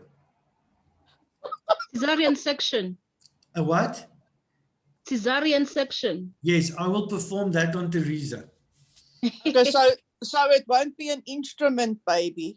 No, it will not be an instrument baby, but believe me, once the baby has been taken out, you will be up and running. I believe so. We will Yeah. drink coffee on that now. Thank you, thank you, thank you. Coffee on that. Yeah, I heard the bowing. Did you hear the bowing? No, I did not hear the bowing. The Boeings can't fly now. They are in level 4. Okay. How do you do a SWOT analysis in the right way? Okay, this is important. Okay. Doing a SWOT analysis is similar to brainstorming meetings. You cannot brainstorm alone, me, myself, and I. You will brainstorm yourself into depression. Okay. There's a right and a wrong way. So I suggest giving everyone, okay, so this is a process. So when you have people there, you give each one of them this sticky notes and have everyone quietly generate ideas on their own to start things off. This prevents groupthink and it ensures that all voices are heard. Now, I am an introvert. When we will do strategic planning, I will not necessarily voice my opinions or my thoughts. Okay, it will take me a while. Phil, who's sitting opposite me, he's an extrovert. Phil will come up with ideas and he will give it. And I will agree on some of his ideas and I will not agree on some of his ideas. But brainstorming is about the involvement of everybody. So the moment that you give people a piece of paper or a sticky note, and they don't have to write their names on it, everybody is involved and everybody can write down their ideas. So after 5 to 10 minutes of private brainstorming, you put all the sticky notes up on the wall and group the similar ideas together. Allow anyone to add additional notes at this point if someone else's idea sparks a new thought. And once all of the ideas are organized, it's time to rank the ideas. So I like using a voting system where everyone gets 5 or 10 votes that they can distribute in any way they like. So this is a democratic brainstorming. Okay. So sticky dots in different colors are useful for the portion of the exercise. So based on the voting exercise, you should have a prioritized list of ideas. And of course, the list is now up for discussion and debate. and someone in the room should be able to make the final call on the priority. So this is usually the founder, the director, the CEO, the center manager, but you can delegate it to someone else in charge of the business strategy. Because you want to follow the process of generating ideas for each of the 4 quadrants of your SWOT analysis, which is the strengths, the weaknesses, the opportunities, and the threats. Does it make sense to you to do it in this way and to make sure that everybody is involved, that everybody has a voice, and that everybody can say and write down what they feel? And for me, the best is to do it anonymous, so everybody has it. We put it together. There's the S, W, the O's, and the T's. Does it make sense to you? Do you get that? Anybody who wants to make a comment on that while I'm taking a sip of my cappuccino? So nobody's speaking. I hope everybody's still here. Alwyn, Yes. I think incorporating people in being part of this is just gonna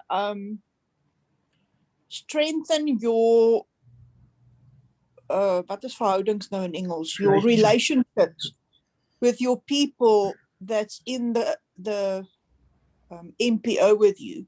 Yes. Because then they're gonna be feeling as if they are part of it as well. And I think at the end of the day, it's almost like a puzzle. It doesn't help you give them the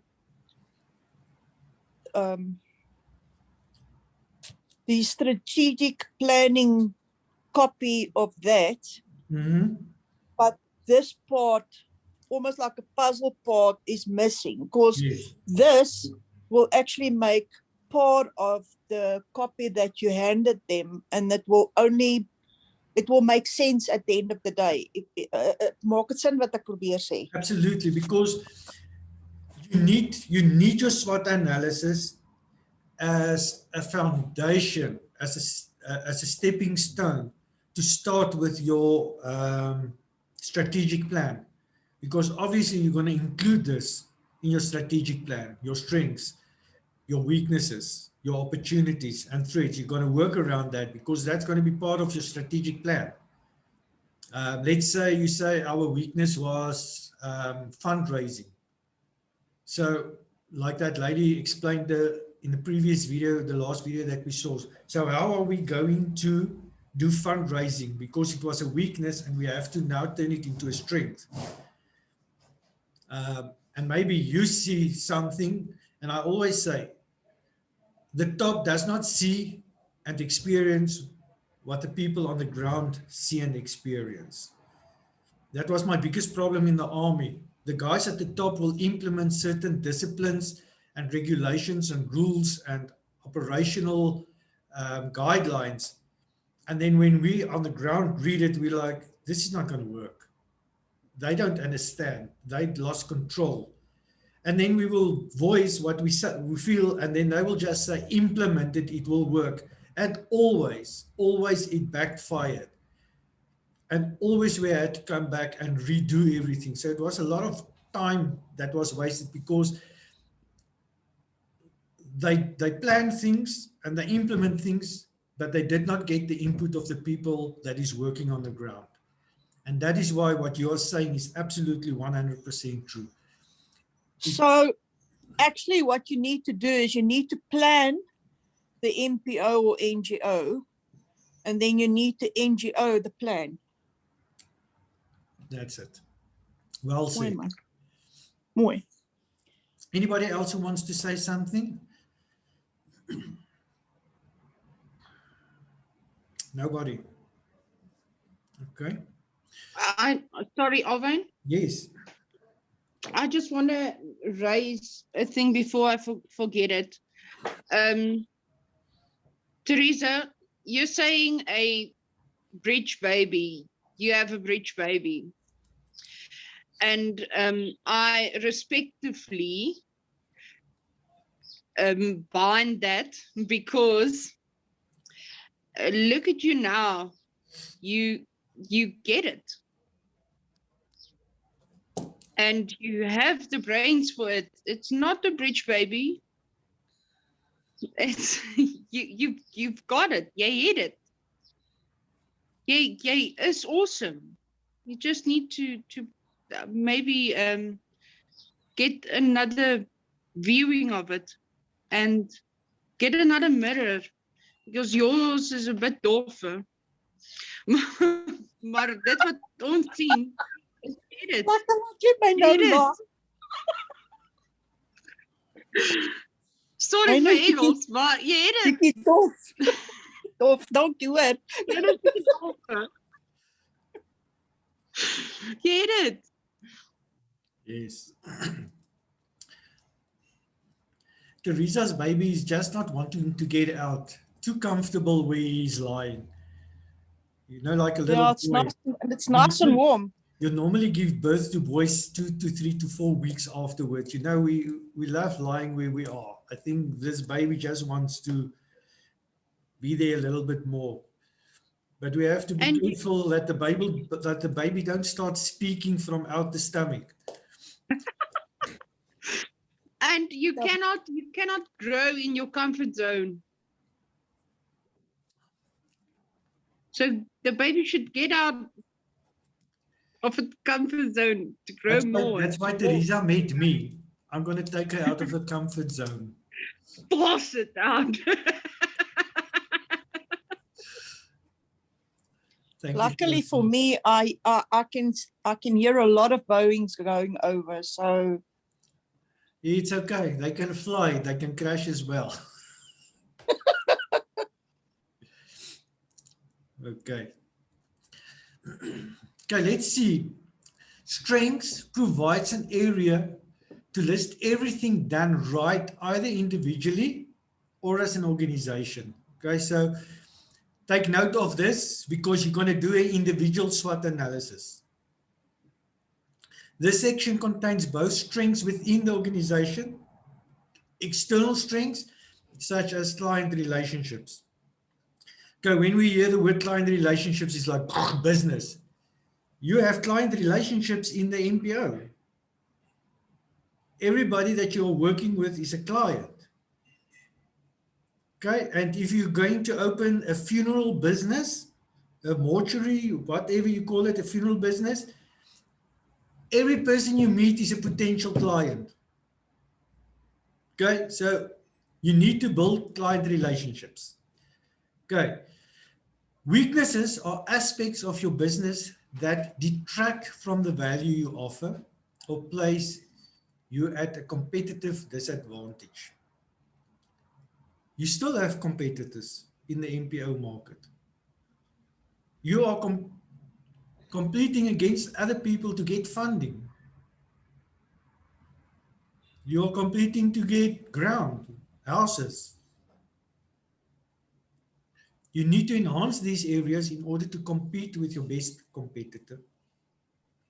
Opportunities are factors that represent reasons your NPO is likely to prosper, such as being able to expand. Okay, you're not going to franchise. Well, you never know. I mean, let's just look at franchise in the NPO sector in a different way. You can be the head office and you can have other NPOs under your name functioning in every province in South Africa. While some may fall into your lap, such as another country opening up its market to foreign business. Nobody has said that because you're small and you're in Sasolburg or in Zambela, that you cannot get funding from overseas.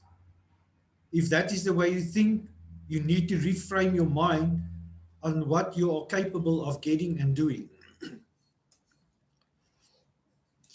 Threats include external factors beyond your control that could place your strategy or your NPO itself at risk.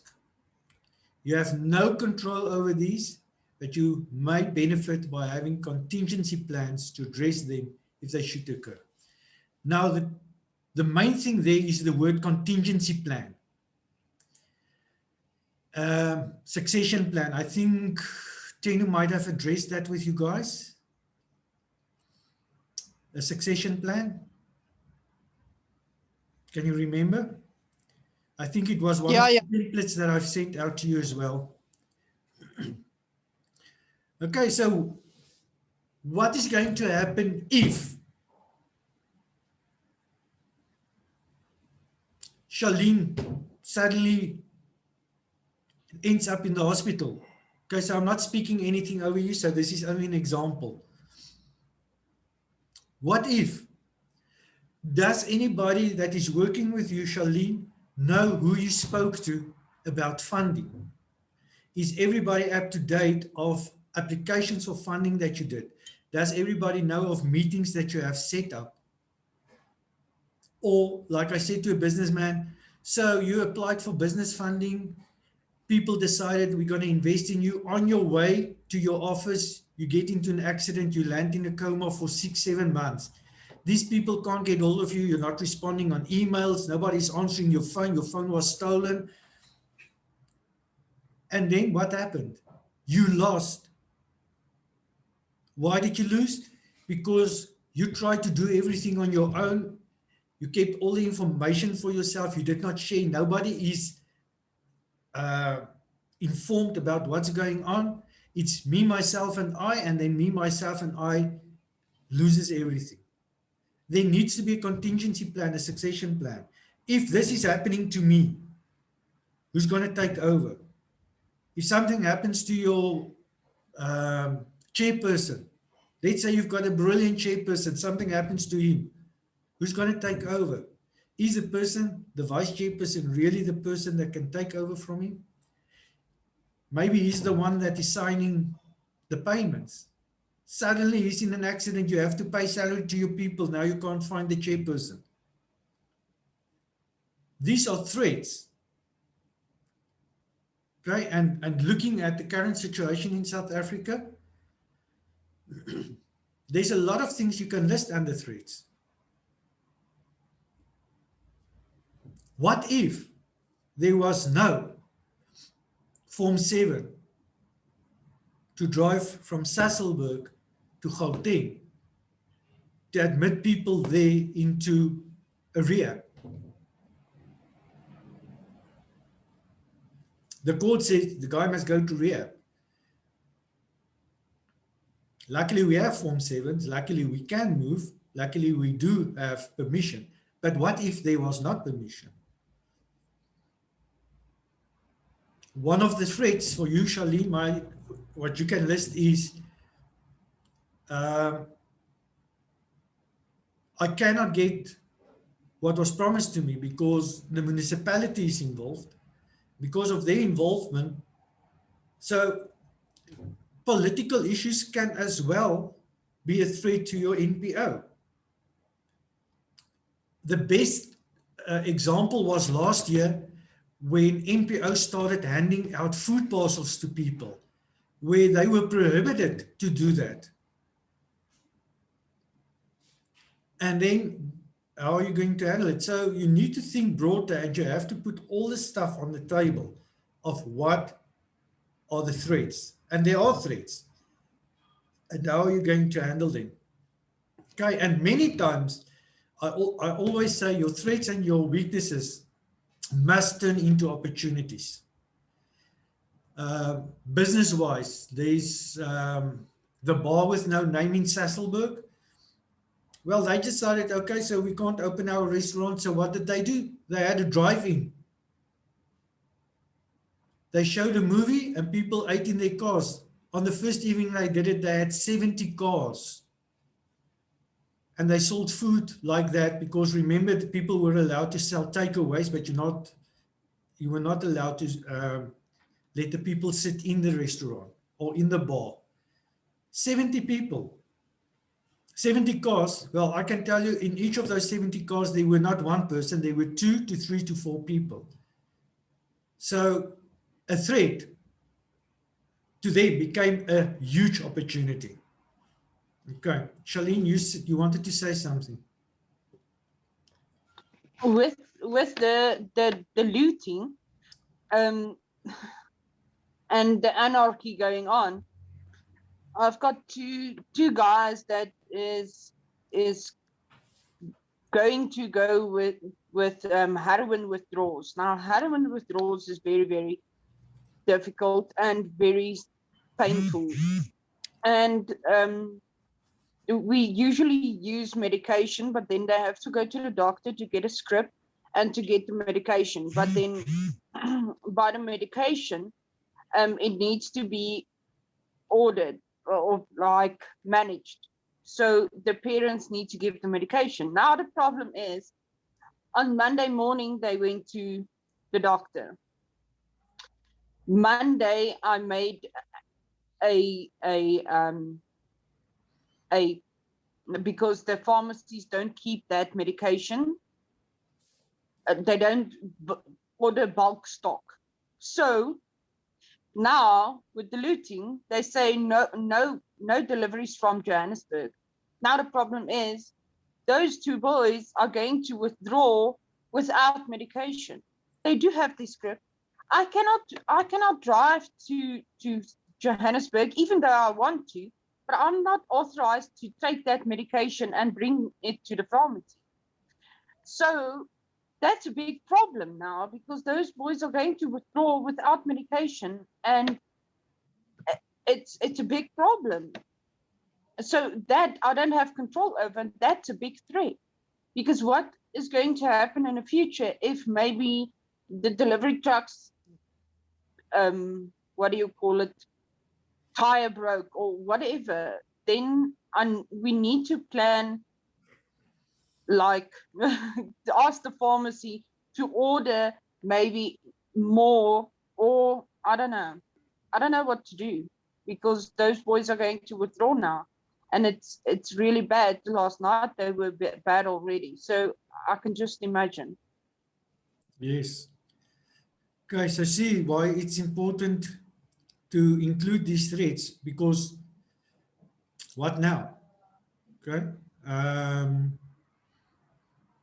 Let's look at COVID. Let's say you're an NPO taking care of helping COVID patients, but you can't get oxygen anywhere. It's a threat. Okay, but what can you take out of that? How can you see an opportunity in that? And that is like planning better for the future, no? Planning better. Okay. Okay, so questions that can help you to inspire your analysis. Okay, here's a few of them. In terms of strengths, okay, so we now know that strengths are internal positive attributes. Okay, so what processes are successful? What processes that you are currently using in your NPO is successful? What assets do you have in your team? Okay, such as knowledge, education, network, skills, and reputation. What physical assets do you have? Okay, that's your customers, your technology, cash, your equipment. Okay, so what do you have to make your NPO function? What competitive advantages do you have over other NPOs that is in the same market or in the same sector than you are? Okay, you still want to be better than the other person. You want to be better than the other NPO. You want to give better services. So you're in competition with other NPOs. And that's going to determine, are people going to come to you, or are they going to go to the other NPO? You know, am I going to buy at Spar? Am I going to buy at Checkers, or am I going to buy at OK? It's exactly the same. You wanted to say something, Charlene? I wanted to say that normally with NPOs, and I understand what you're saying about competing against other NPOs, but to be otherwise, if I can say it like that, I would be the only NPO or NPC in the Free State, in this region, in KwaZulu-Natal district, that would have government subsidized beds. And that's a good thing, but I need to move quick before someone else takes that lead. Absolutely. And that is the competitive about that, is I need to move quick. I know that. But and then it contradicts that the other videos saying that you have to give yourself some time. I don't have time. No, sometimes you don't. Sometimes you need to step up and move. Yeah. Okay. Yeah, exactly. And also with the strengths, especially when it comes to NPOs, is your collaboration with other NPOs. Sometimes, you know, when it comes to NPOs, I don't know, some NPOs feel like they are the king of the NPO industry, and they do not share and they do not collaborate and they do not want to work with other people. They just want everything for themselves. NPOs cannot function like that. My own NPO, where I am starting to work with people who are recovering from drugs, I cannot work on my own.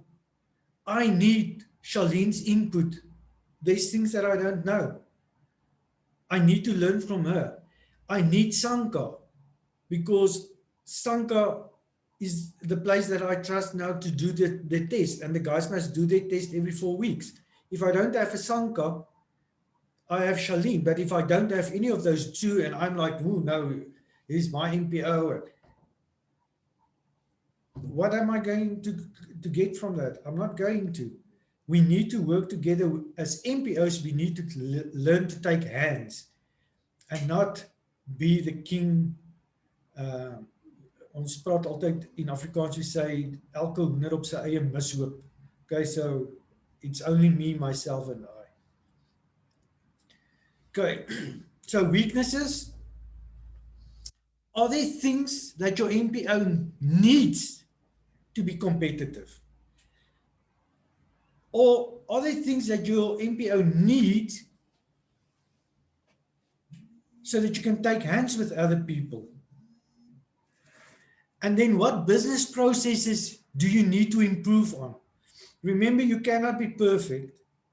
Okay? And are there tangible assets that your NPO needs, such as manual equipment? And all NPOs needs money. We all want money.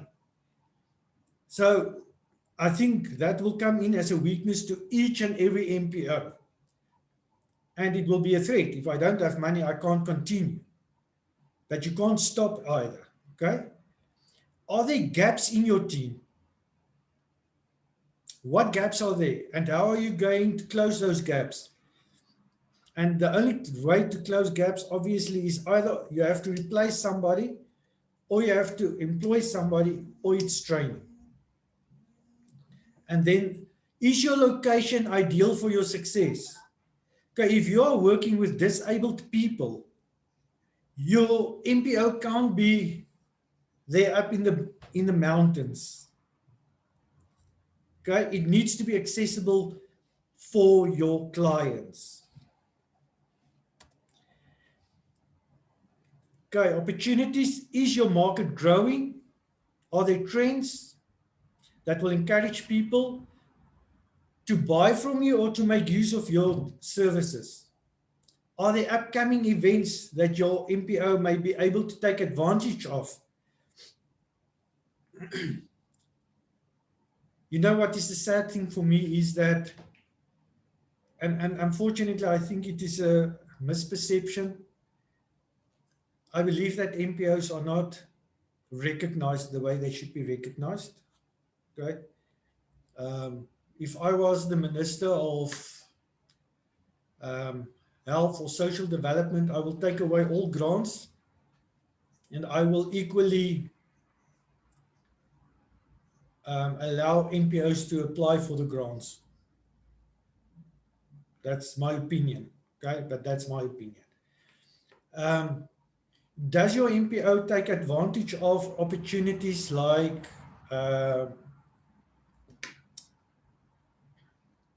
exhibitions,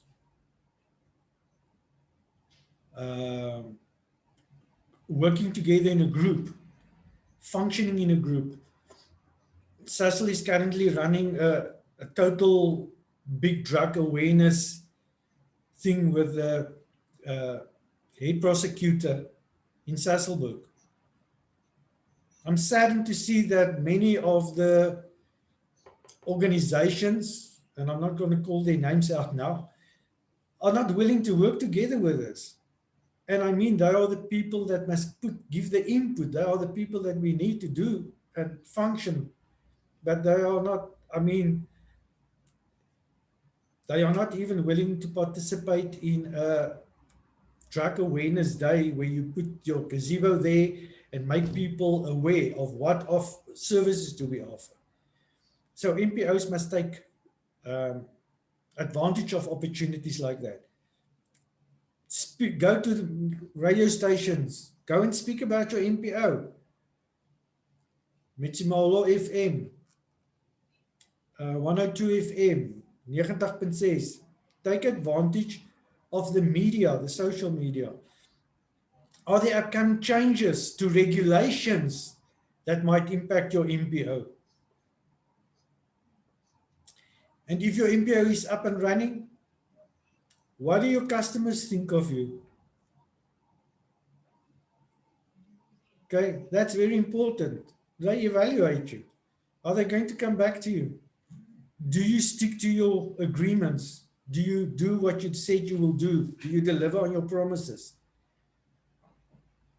Can you imagine LUSA is presenting this NPO Incubator training, and every second week we tell you, no, the date has changed, the time has changed, then the facilitator doesn't show up. Eventually everybody just gives up and like, ah, you know what, I'm not even going because they did not deliver on their promises.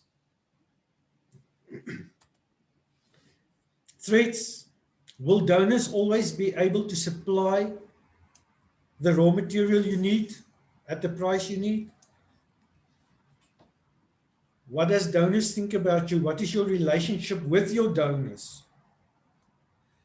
Or you one of those NPOs that just hand in your application for funds, but they never ever see or hear from you, but come fund applications. Bah! You're first to apply. Okay. This is maybe more for business, but I think it's for NPOs as well. Could future developments in technology change how you offer services? We never know. Maybe there are things overseas that they are using to, in terms of, let's say, drugs or rehabilitation, or the way they rehabilitate people, that we are not aware of. And we must always remember, we are in South Africa. You know, we are a little bit behind. Is consumer behavior changing in a way that can negatively impact your NPO? Are you? It doesn't help that. Sorry, Charlene, I'm now taking you as an example always. No? Let me take this example. I once helped out at camps for students, and then they started to do camps for young boys. That was in 2007 or 2008. And then the evening we got together to give feedback on the first day, and we were two men of my age, so it means we were in our 40s, and the others were all student types of guys. And they were talking, and I'm like, I asked them, guys, do you really understand what's going on in the world of teenagers? At that stage, there was a thing where they will, wat is verwrig in Engels? They will strangle themselves when they are using cigarettes, or, sorry, when they're watching pornography or having sex or whatever. They will strangle themselves up to a point, and then they will let go. I can't remember that specific name. And these young boys were looking at me like, where are you coming from? What are you talking about? But that was the trend at that stage. So you cannot work with clients if you don't know what is going on in their world.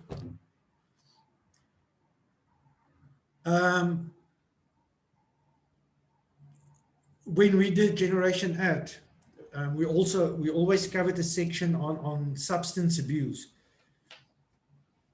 And the one thing I realized is you have to be on top of what's going on. At that stage, the trend at that stage was Bluetooth. So I was guilty. I'm like, Bluetooth is on my phone. Okay, so when my facilitators talked about Bluetooth, I'm like, what are you guys talking about? And then they told me that is when they draw blood from different people and then they inject it to themselves. And that was called Bluetooth. So you need to stay informed about what's going on. Imagine you're working with drugs and let's say a new drug is being sold in Sasolburg and you do not have a clue about this drug and what the consequences is of using it and you know, the symptoms of it. That is, you can put that technology change, you know, future developments, what's going on, what is happening. If you don't have a clue what's going on in your environment, my question is, what are you doing in that specific NPO environment? To be blunt, then you are there for another reason and not to help the people. And then the last one, and I can't... Okay, sorry, Alwyn. Yes, yeah. So putting, for me to put that in perspective is, it's almost like if you have a company in inverted commas, you need to do training, constant training. Constant to training, be on constant research. So in terms of being on top, because I believe in life, you need to be almost like 2 steps ahead. So, and knowledge, nobody can take that away from anybody. No. It doesn't matter who you are.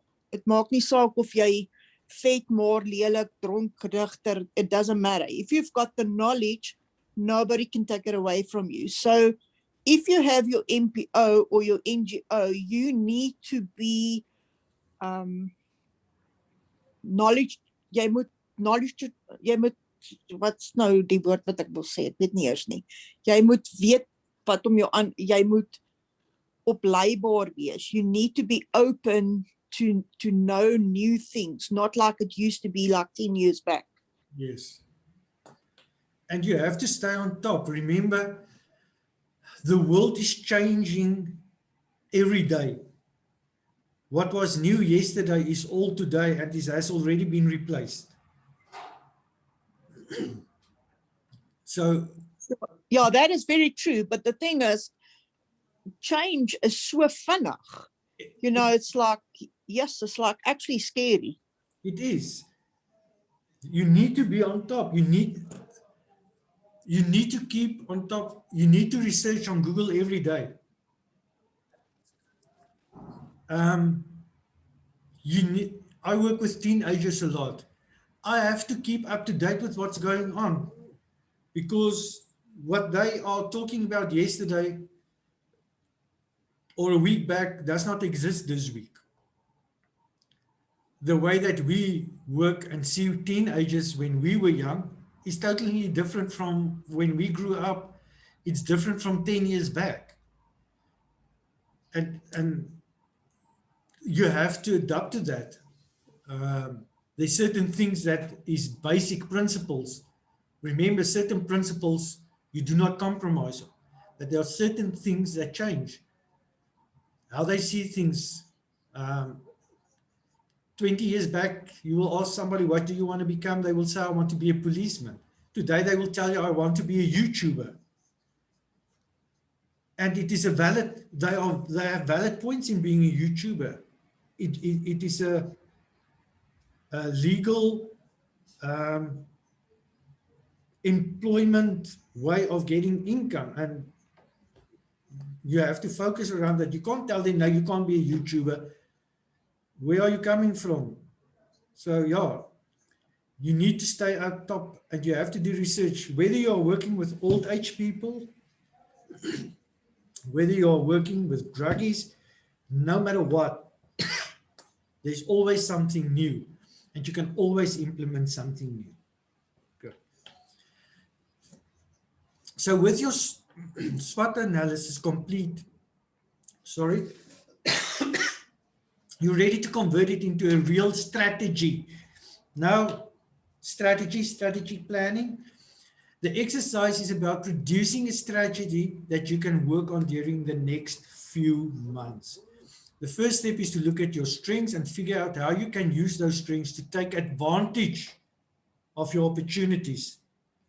Then look at how your strengths can combat the threats that are in the market and use the analysis to produce a list of actions that you can take. So with your action list in hand, you can look at your calendar and start placing goals or milestones on it. So what do you want to accomplish in each calendar quarter or month moving forward? And you will also want to do this by analyzing how external opportunities might help you combat your own internal weaknesses.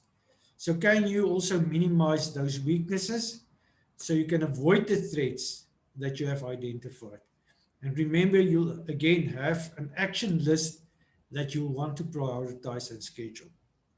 Do you see? This is not a one-day exercise. This is not a No. afternoon exercise. Or let's get Saturday together. Saturday the morning we do planning, then we have a braai and then we're done. Or we have a braai and then we do the strategic planning around the braai. That you can do as well, as long as the people participate. Okay. Okay, so there's a few examples of strengths, weaknesses, opportunities, and threats. Okay, so remember strengths and weaknesses, internal, opportunities and threats, external, and then strengths and opportunities are positive, and weaknesses and threats are negative. So strengths can be dedication, integrity, hardworking, empathy, goal-orientated, creative. Okay, this is more a personal SWOT analysis. Weaknesses is failure, focus, anxious, impatience. Opportunities can be college graduation, networking, internships, professional references, threats, personal health, the job market, too many other graduates, and the economic environment. There's a reason why I'm showing you the personal things now, Nat. So other strengths can be I'm organized, responsible, reliable, high concentration span. Weaknesses can be I oversleep, transport issues, unsure of cats and dogs' homes locations, falling behind schedule. Opportunities, set the alarm clock. Angel, do you hear me? Make full use of facilities, keep a diary, plan ahead. And then with the threats, transport, weather, illness, family issues, people turning down propositions. So there's a few others. I'm not going to go through it. So what I want you to do now, remember I said you must have pen and paper with you. Okay, I'm going to give you 10 minutes, about 10 minutes. I want you to write down your own personal SWOT analysis. Okay, I want to know what is your strengths, what's your weaknesses, what is your opportunities, what's your threats. And I want 5 in each one of them. Okay, you know yourself. I don't think you have to think about it. You can take it and write it down. So I want your SWOT analysis about yourself. You can start now.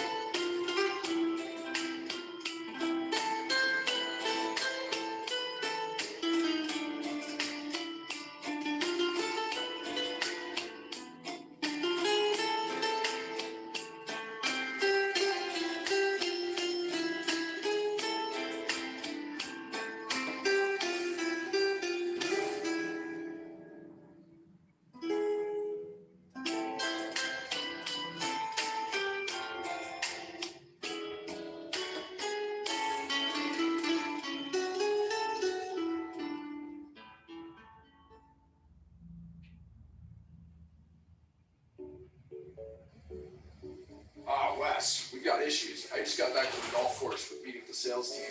We're not getting as many calls this week as we were last week. Do you know what's going on? Honestly, I've been trying to figure that out right now because it looks like our traffic is down on Google Analytics.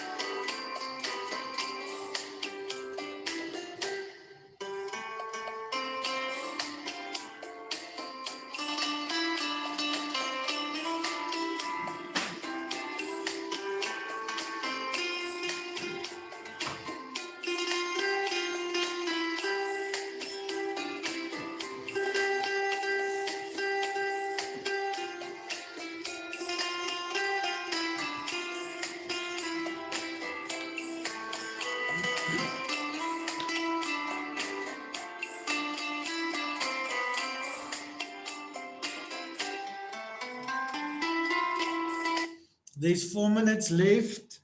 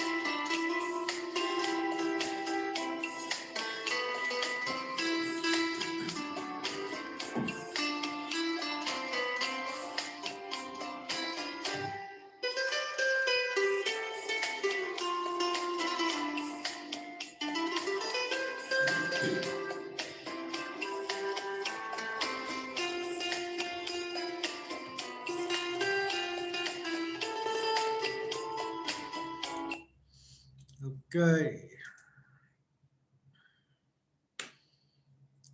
Are everybody done?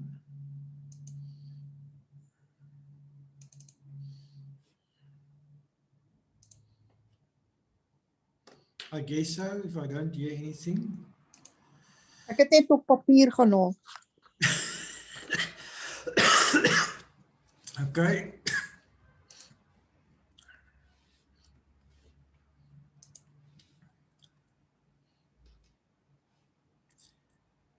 Okay, I want you to keep that SWOT analysis that you've just done.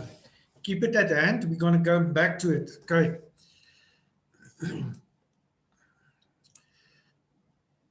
So, aside from strategic plans, there's some additional benefits from the SWOT and from the SWOT challenge. It helps to improve focus. Okay, so this analysis should put everyone on the same page. It identifies what you should be working towards this year. If we are not on the same page, it means we are scattered. And we are not in agreement, which means we are not in unity.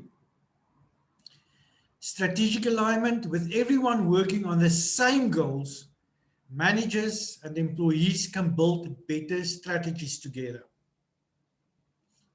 If we are not working towards the same goal, we are missing the point. And identify unknown aspects. So you likely discover aspects of your NPO that you didn't know about. And from unknown strengths to hidden threats, uncovering this information will help you move forward.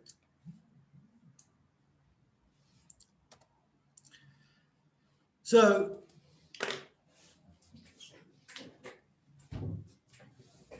now I want to get back to your SWOT analysis. Okay, I want somebody to volunteer to share their strengths, their weaknesses, their opportunities and threats with me. So either I get a volunteer or I choose 2 volunteers. So I'm going to give you 10 seconds to think about who's going to raise their hands. Otherwise, I will someone raise your hand for you. Charlene has indicated that she wants. I can't see the others, so you better raise your hand by using the reactions there at your menu. Ah, and Teresa raised her hand. Why are the others so quiet? I'm going to send in Julius Malema and his friends to come and visit you at your home to see if you are participating in this training. You are very quiet. I can't see you. I don't hope you're sleeping. Esther, are you sleeping? You see, Esther, you don't even answer. Esther, are you there? Pasetsana, are you there? Ah, Yes, I am, sir. I'm here, Alvin. I'm here. Oh, I just thought you went on your own level 5 lockdown during the training. No, not at all. Okay, now since I heard all those voices, I'm lowering my hand so those 2 can put their hands up. Okay, so I will work with Charlene and with Modi. Right. Charlene, start. Okay, let's start with my strengths.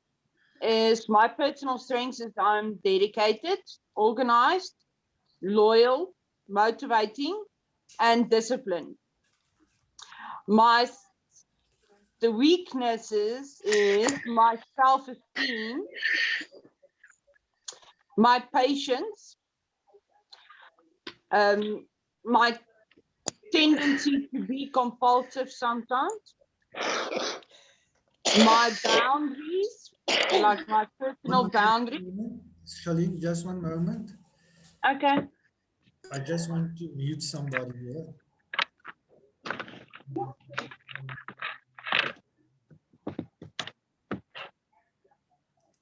Can I go on? Yeah. Just let me see. Yes, you can go on.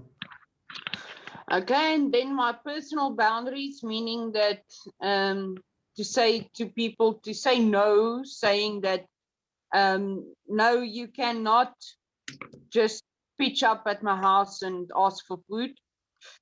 And then my self-discipline, like on my personal self, like go to exercise to lose weight. I don't have discipline in that. I really don't.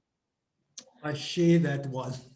I can't go walk. I can't. So that's my weaknesses Okay. and my strengths. Okay. Right. We're going to focus on this. Okay. You don't need to give me your threats and your opportunities. Okay. The reason why I asked you guys this is Modi, I think before I continue, will you share your strengths and weaknesses with me, please? Okay. My strengths, I am a good organizer, Yeah. a motivator, Yes. an educator, Yes. a good leader, Yes. and I am a perfectionist. Okay. And then the perfectionist can also be, I can also view it as a weakness, because at times I tend to end up doing things on my own, because delegating sometimes, either a person will not do it the way it's supposed to be done, or they'll be late. So I tend to like take over everything. Okay. Okay, so you can give your CV. She can somehow WhatsApp her CV for me. I will. And then I tend to be a bit impatient at times. I'm too independent, and I can be sympathetic, if I may put it that way. Too sympathetic. Yes. And at times I can also be compulsive. Okay. Do you have an up and running NPO? I'm working at an NPO. Are you working at the NPO? Yes. Okay, what NPO? What are they doing? DEFSA, Deaf Federation of South Africa. They're working with deaf people. Deaf people. Yes. Yes. I said deaf people are like deaf.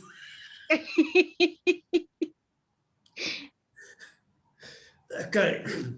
Now, there's two ladies. Okay, you can mute yourself. Okay. Now, and mute yourself. The two of you, and mute yourself. Okay, now, looking at your strengths, how does your strengths contribute, or how can it contribute, or how does it contribute to your NPO in growing into a better NPO? So look at your strengths and see where can you take those strengths and implement it in your NPO as the center manager or as the employee. Okay. Now, One, I would say, yes. It's gonna give me a better opportunity in terms of proper planning, Okay. proper implementation, and continuous evaluation of maybe processes and whatever it is that we are planning, in Okay. ensuring that we meet our mission maybe, or our plans. Okay. Charlene?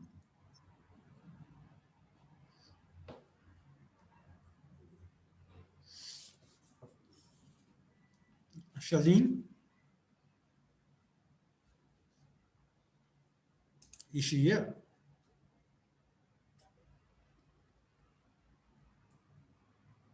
I see she went off.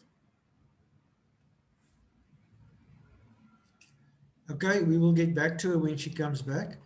Okay, now, looking at your weaknesses. Okay, so these questions that I'm asking them is for each one of you. And you can please use the chat box. so that I can get feedback in the chat box.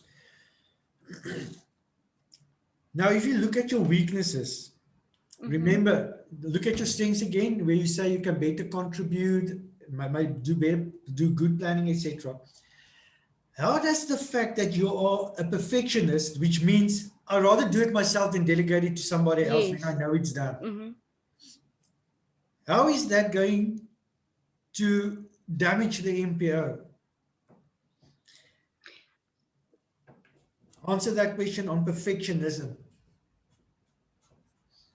I think it limits me getting inputs from others, because I'm going to be working maybe on my own frame of reference, whereas I could be getting others in ensuring that we've got a broader picture. And how about excluding them from the planning process? Yeah, it's going to exclude them, because now I'll be working on my own and everything's going to be just me, whereas I've got others who can also be contributing and maybe coming up with better ideas. Okay, so do you see how perfectionist and too independent link to each other? Yes. Okay. Then impatient. How is that going to affect your MPO and the service that you deliver? Also thinking about your clients and the type of clients that you have. How is that going That to we have. affect them and the other people that's working with you? I think the impatient part boils down to the fact that me not getting maybe what that perfect thing that I want, or that we plan to have. Then that's where the impatient part comes in, and in me saying, I'd rather do it myself. And in that process, you are actually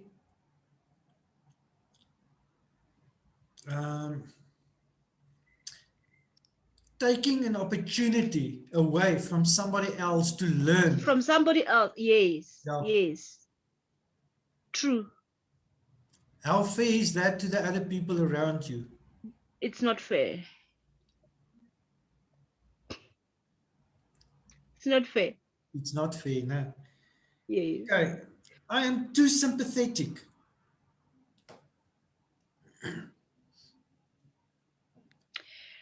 You know, working with people, at times you tend to use your heart. And you deviate. For an example, if a person comes and say, I don't have food, instead of we usually say you equip the person, you teach the person to fish instead of actually giving the person the fish. But at times we tend to feel sorry,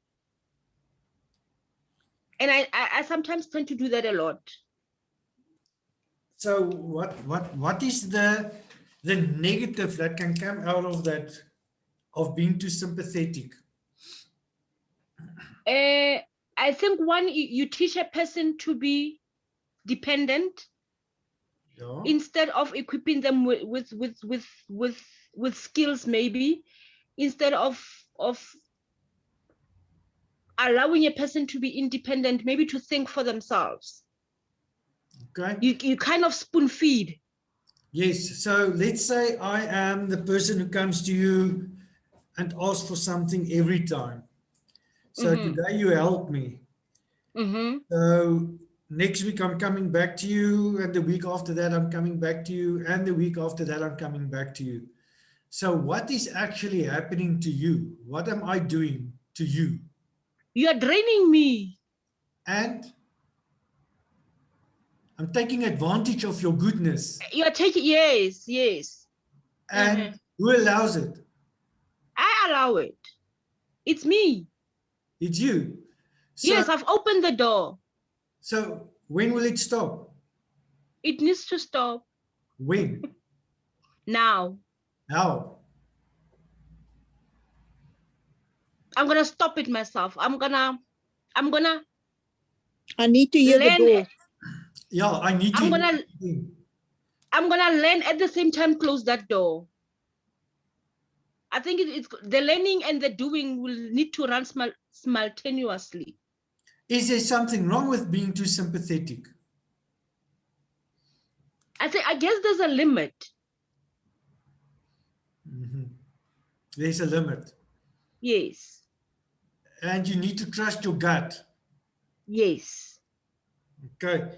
And then compulsive.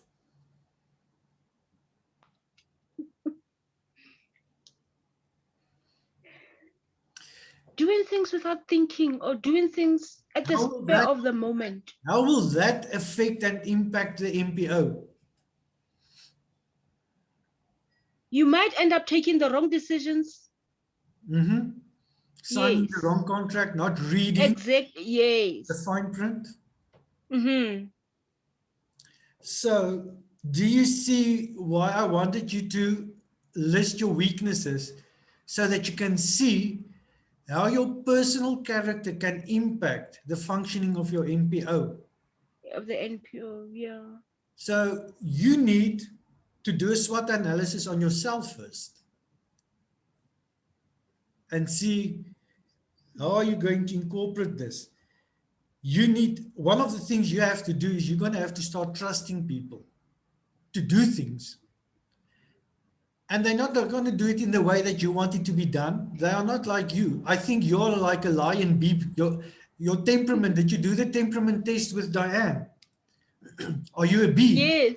Are you a bee? I'm a lion, what? Lion dolphin, I think. Lion dolphin. Yes. But your lion is very stronger than your dolphin, eh? Yes. Yeah. So you need to start trusting the Labradors and the dolphins and the bees to start doing things on their own and allow them to do it, because that is the only way they will learn. And when they do things wrong or not the way you want it, be patient with them. You're one of those people, I don't have the time to explain to you, so give it to me, I will rather do it myself. And there you go.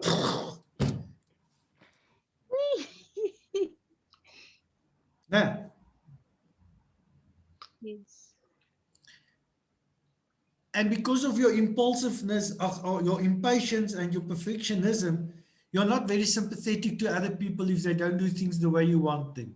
You will just tell them, you know what, you can't do this, give it to me. Oh, wait now. You can't eat it. Okay. So do you understand how this can impact negative on your NPO? Yes. Okay, so you need to work on those weaknesses. And personally, as a person, you need to set goals for yourself in that. Okay. Okay. Okay, Charlene, welkom terug. Ek is jammer, my foon het gecrash en toe kom ek agter is my battery. Okay. Ja. Maar jy stuk. Hy's ook weer terug. Okay. Yes. Jy het jou strengths genoem, so kom ons gaan nou na jou weaknesses toe. Okay. Ek het my weaknesses ook genoem, ja. Ja. Okay, ek het hulle neergeskryf vir jou, want ek gaan nou op hulle konsentreer. Ag, lieflik. Okay, so how does your weaknesses, how is it going to impact the functioning of your NPO? Okay, so let's start off. Low self-esteem. Yeah. Okay, so you're going to have to do a presentation to the municipality for 10,000 Rand grant. The mayor is going to be there. And let's say the provincial minister, whatever you call them, is going to be there.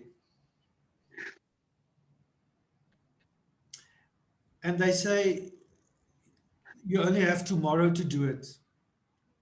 It's tomorrow morning at 8 o'clock.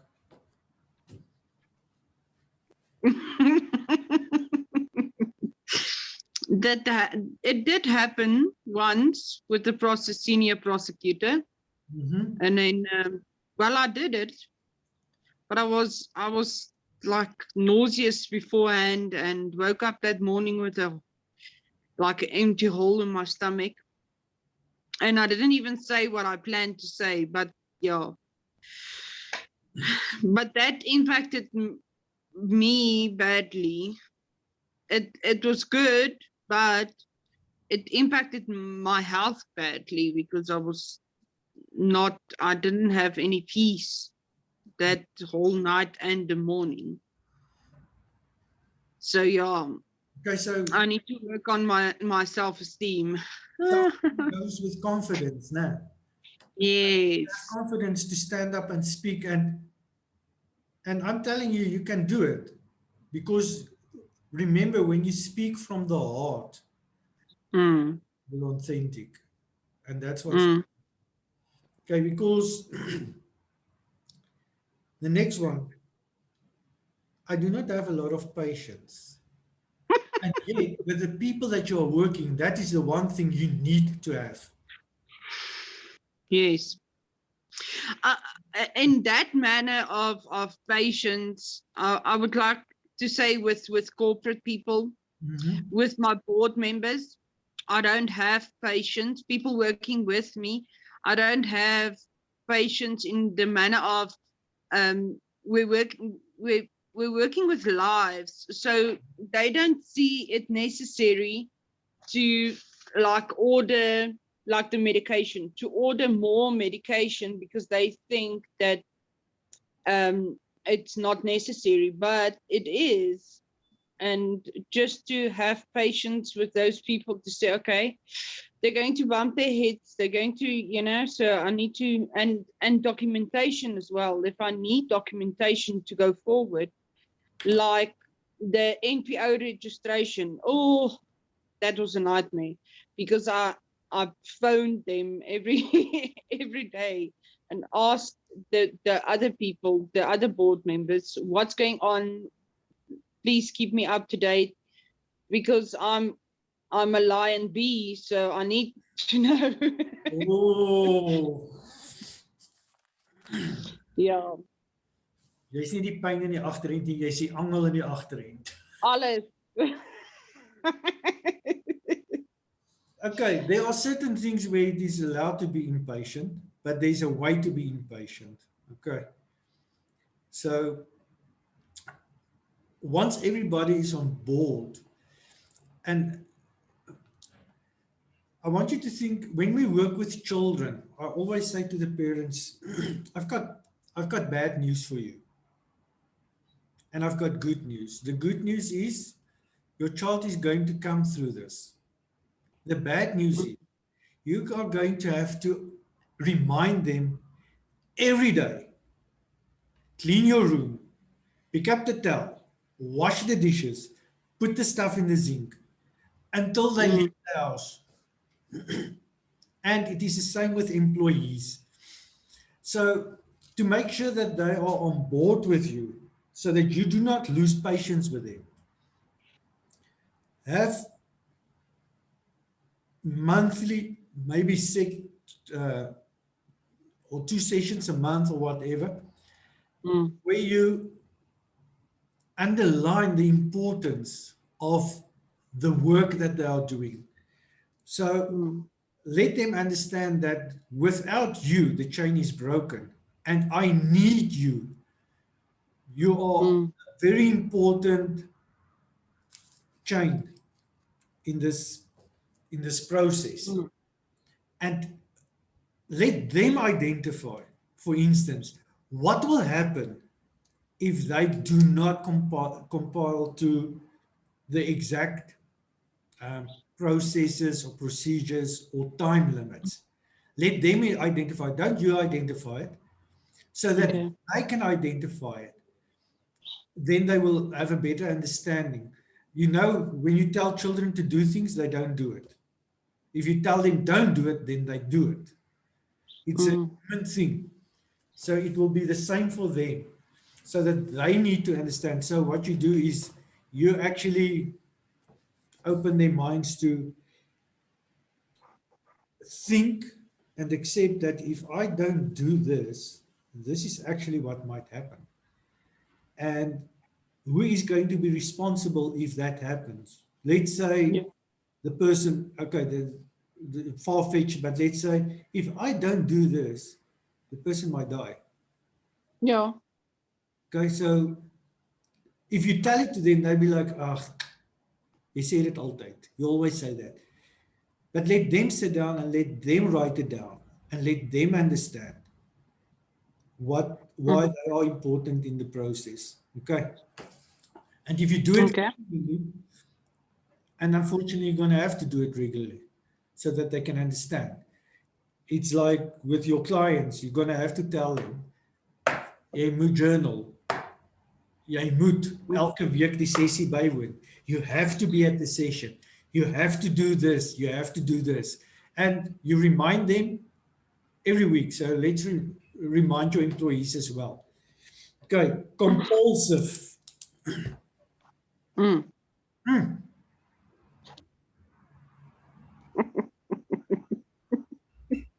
Compulsive in decision making? No, not compulsive in decision making. Compulsive in I don't plan before. So I see the decision and I think about it, and then I don't talk to everyone about it and hear like a third party's opinion about it or what would they do. I just like, okay, let's do this.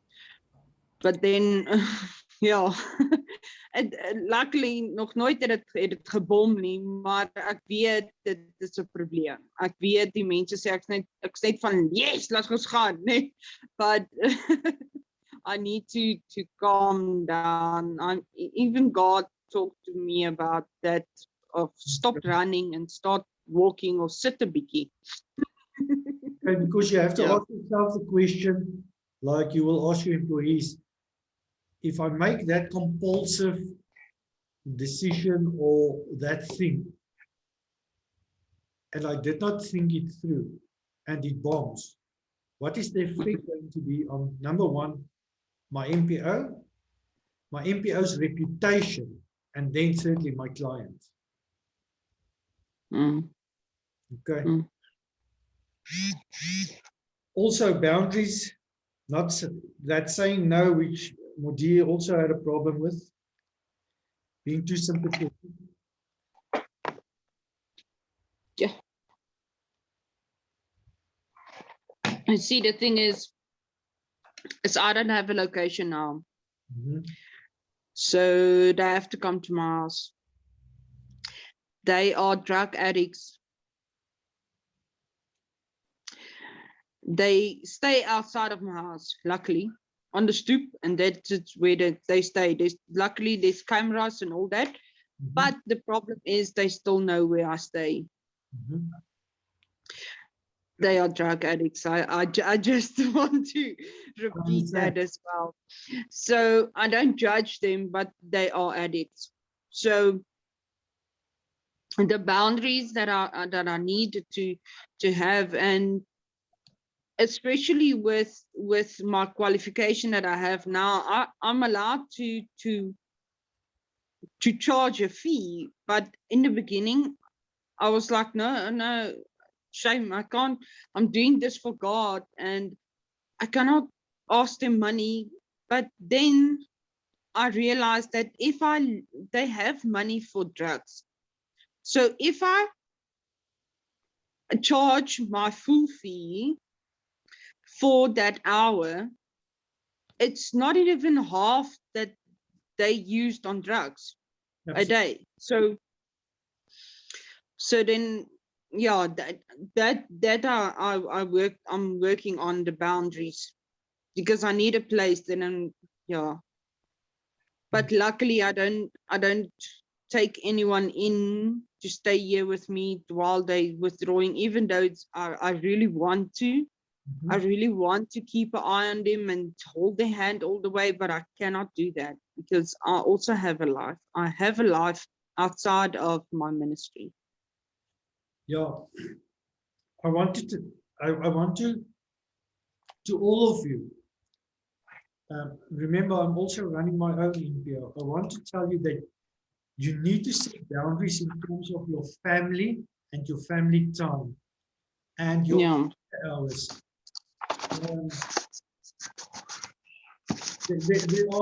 There are circumstances. Okay. I mean, if somebody phones me now and say this kid wants to commit suicide, and say no. Okay, there's a difference.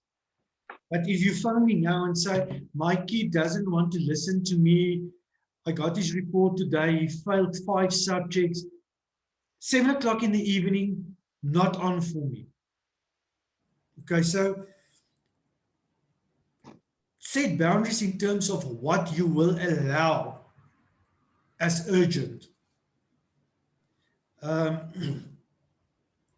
And yeah, in terms of asking fees, I'm very beyond that story of everything is for free. I'm sorry. Even if you have to pay me 20 Rand for the session, your 20 Rand you will pay. Yeah. It's like you say, if you've got 20 Rand for that, then you've got 20 Rand for me. I work with children where the school refers them to me. And then I ask them the same fee as I ask the school, which is a huge discount. And it's, you know, it's a specific school that I'm working with because I'm their life coach. And then the parents don't want to pay the money. Then I'm sorry, I'm not going to help your child. Because if your child is that important to you, if the situation is important to you, what are you going to bring to the table? And that is what's important. And guys, I'm sorry, I work with cash up front. Don't, I nearly had a situation last week where Charlene and I share a client where I allowed it. And I just said to the guy, unfortunately, I will not be able to see you unless you pay up front. I'm not going to do it.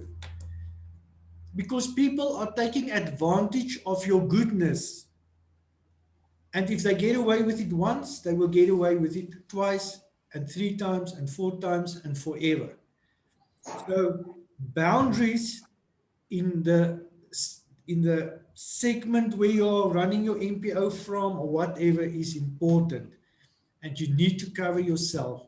You need to say, what type of clients will I see after hours? Number 1. Number 2 is this person's life in danger? And is it going to cost them their life? If the answer is yes, then I will work with it. Otherwise, I will say, are they going to die before tomorrow morning? No, then I will see them tomorrow morning. Yeah, that's a good one. I'll remember that. No, yeah, that's the only way, and you need to set that boundaries. I did for a while. I didn't. You guys won't believe it. Sometimes 10 o'clock in the evening, parents will WhatsApp me voice notes about the problems they have there with their children. People are taking advantage. People will want help, but they want it on their terms, on their time, and on their budget. They want to help their children. They want life coaching, but they want to do it after work hours. You know, like the one counselor asked the one parent, do you think I'm not working during the day and my work hours starts when you finish your work? No. You know, when you want to go to the dentist, to the attorney, and to the doctor, they don't say you can come and see me after your job is done. You know, then ask the person, are you willing to help me after hours in your shop? Will you, boss, allow me to come to buy clothes after I've worked at 6, 7 o'clock in the evening? Okay, so be very strict with boundaries. Do not just say yes. It's not. Yes, that's my problem. Yeah. That's my problem. Really, it is, because I normally they phone me. The latest one I had was 1:30 in the morning, and then that was before lockdown. And luckily, I believe lockdown, it was good for me because I had excuses then not to go. So the same family phoned me now and said to me, "Oh, well, can you please come? He's not abiding to the rules." And I said, "Okay, then test him." "No, but don't you have tests with you?" So I said, "Okay, it's 350 for call out. Then it's an hour, it's 450. And then a test is 120. Yes. And then I'm like, no. Why are you asking money? I'm like, okay, but listen, it's after hours. So it's call out. And then it's testing. So I need to, it's stock. And then it's my time. I have to dress now. I have to put on my uniform and come to you guys and my petrol. So that is it. And she said, "No, okay, you know what? Rather leave it, we'll sort them out." Exactly. And in the past, I would have gone there and sit there and listen how the family argues with each other. Yeah, and that will take 3 hours. Exactly. Guys, remember, your NPO is delivering a service. You are allowed to ask fees for your services. When you put in a proposal, you are allowed to put in management fees for the project that you are running. Otherwise, how are you going to get money? There's a reason why Sanka is asking people 100 Rand for a test and 600 Rand for the counseling and stuff that they're doing. So you need to look at yourself and your NPO. You can't run your NPO without a zero income. You need to be sustainable, and sustainability is going to start with you. Where you're going to say yes and where you're going to say no. Okay. And then the last one, self-discipline on exercise. I understand that. Actually, when I'm going to preach to you, I'm going to preach to myself, so I'm not going to preach to you.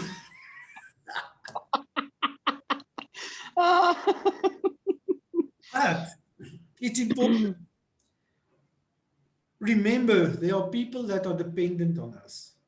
And if we don't take care of ourselves, Charlene, and then what's going to happen to these people if you land into in hospital for 6 weeks or whatever? Who's going to take care of them? So, yeah, we need to look after ourselves. Each one of us that is running an NPO, we need to look after our own health. We first need to take care of ourselves. Charity starts at home. Your family is first. They are the ones that are supporting you. And then comes the rest. And always at the top of everything, God. God, God, God, God, God. God, prayer. Okay. Right. So I am on time. I am 5 minutes before the time because this is the end. So I hope you've learned a lot today. I hope so. I believe so. Some of you did type stuff in the chat box. What I'm going to do, I'm going to give you 2 minutes just to give feedback on the SWOT analysis as well. To type comments before we end the session. What I did, I was recording the whole session. I don't know about the first part. It will obviously not show. But I'm going to send you the link for the session. So I'm going to upload it on YouTube as an unlisted link, then share the link with you. And then you can go back and watch the whole session again. And I think what I will do is I will send you the presentation as well, so that you can work through the presentation. Normally I don't share it, but I think I'm going to share it with you. You have got the documents for the strategic plan, but I think to work through the SWOT analysis again. The electricity went off in a discussion. There was a video before the time now. I'm going to see if I can share the links to the videos with you as well. Otherwise, I'm going to retransfer everything to you. So whichever way you will find it. Okay, it will be like Easter hunt. Will be email, WhatsApp, WeTransfer, whatever. Okay. Any feedback on the personal SWOT analysis that anybody wants to add or say or comment on?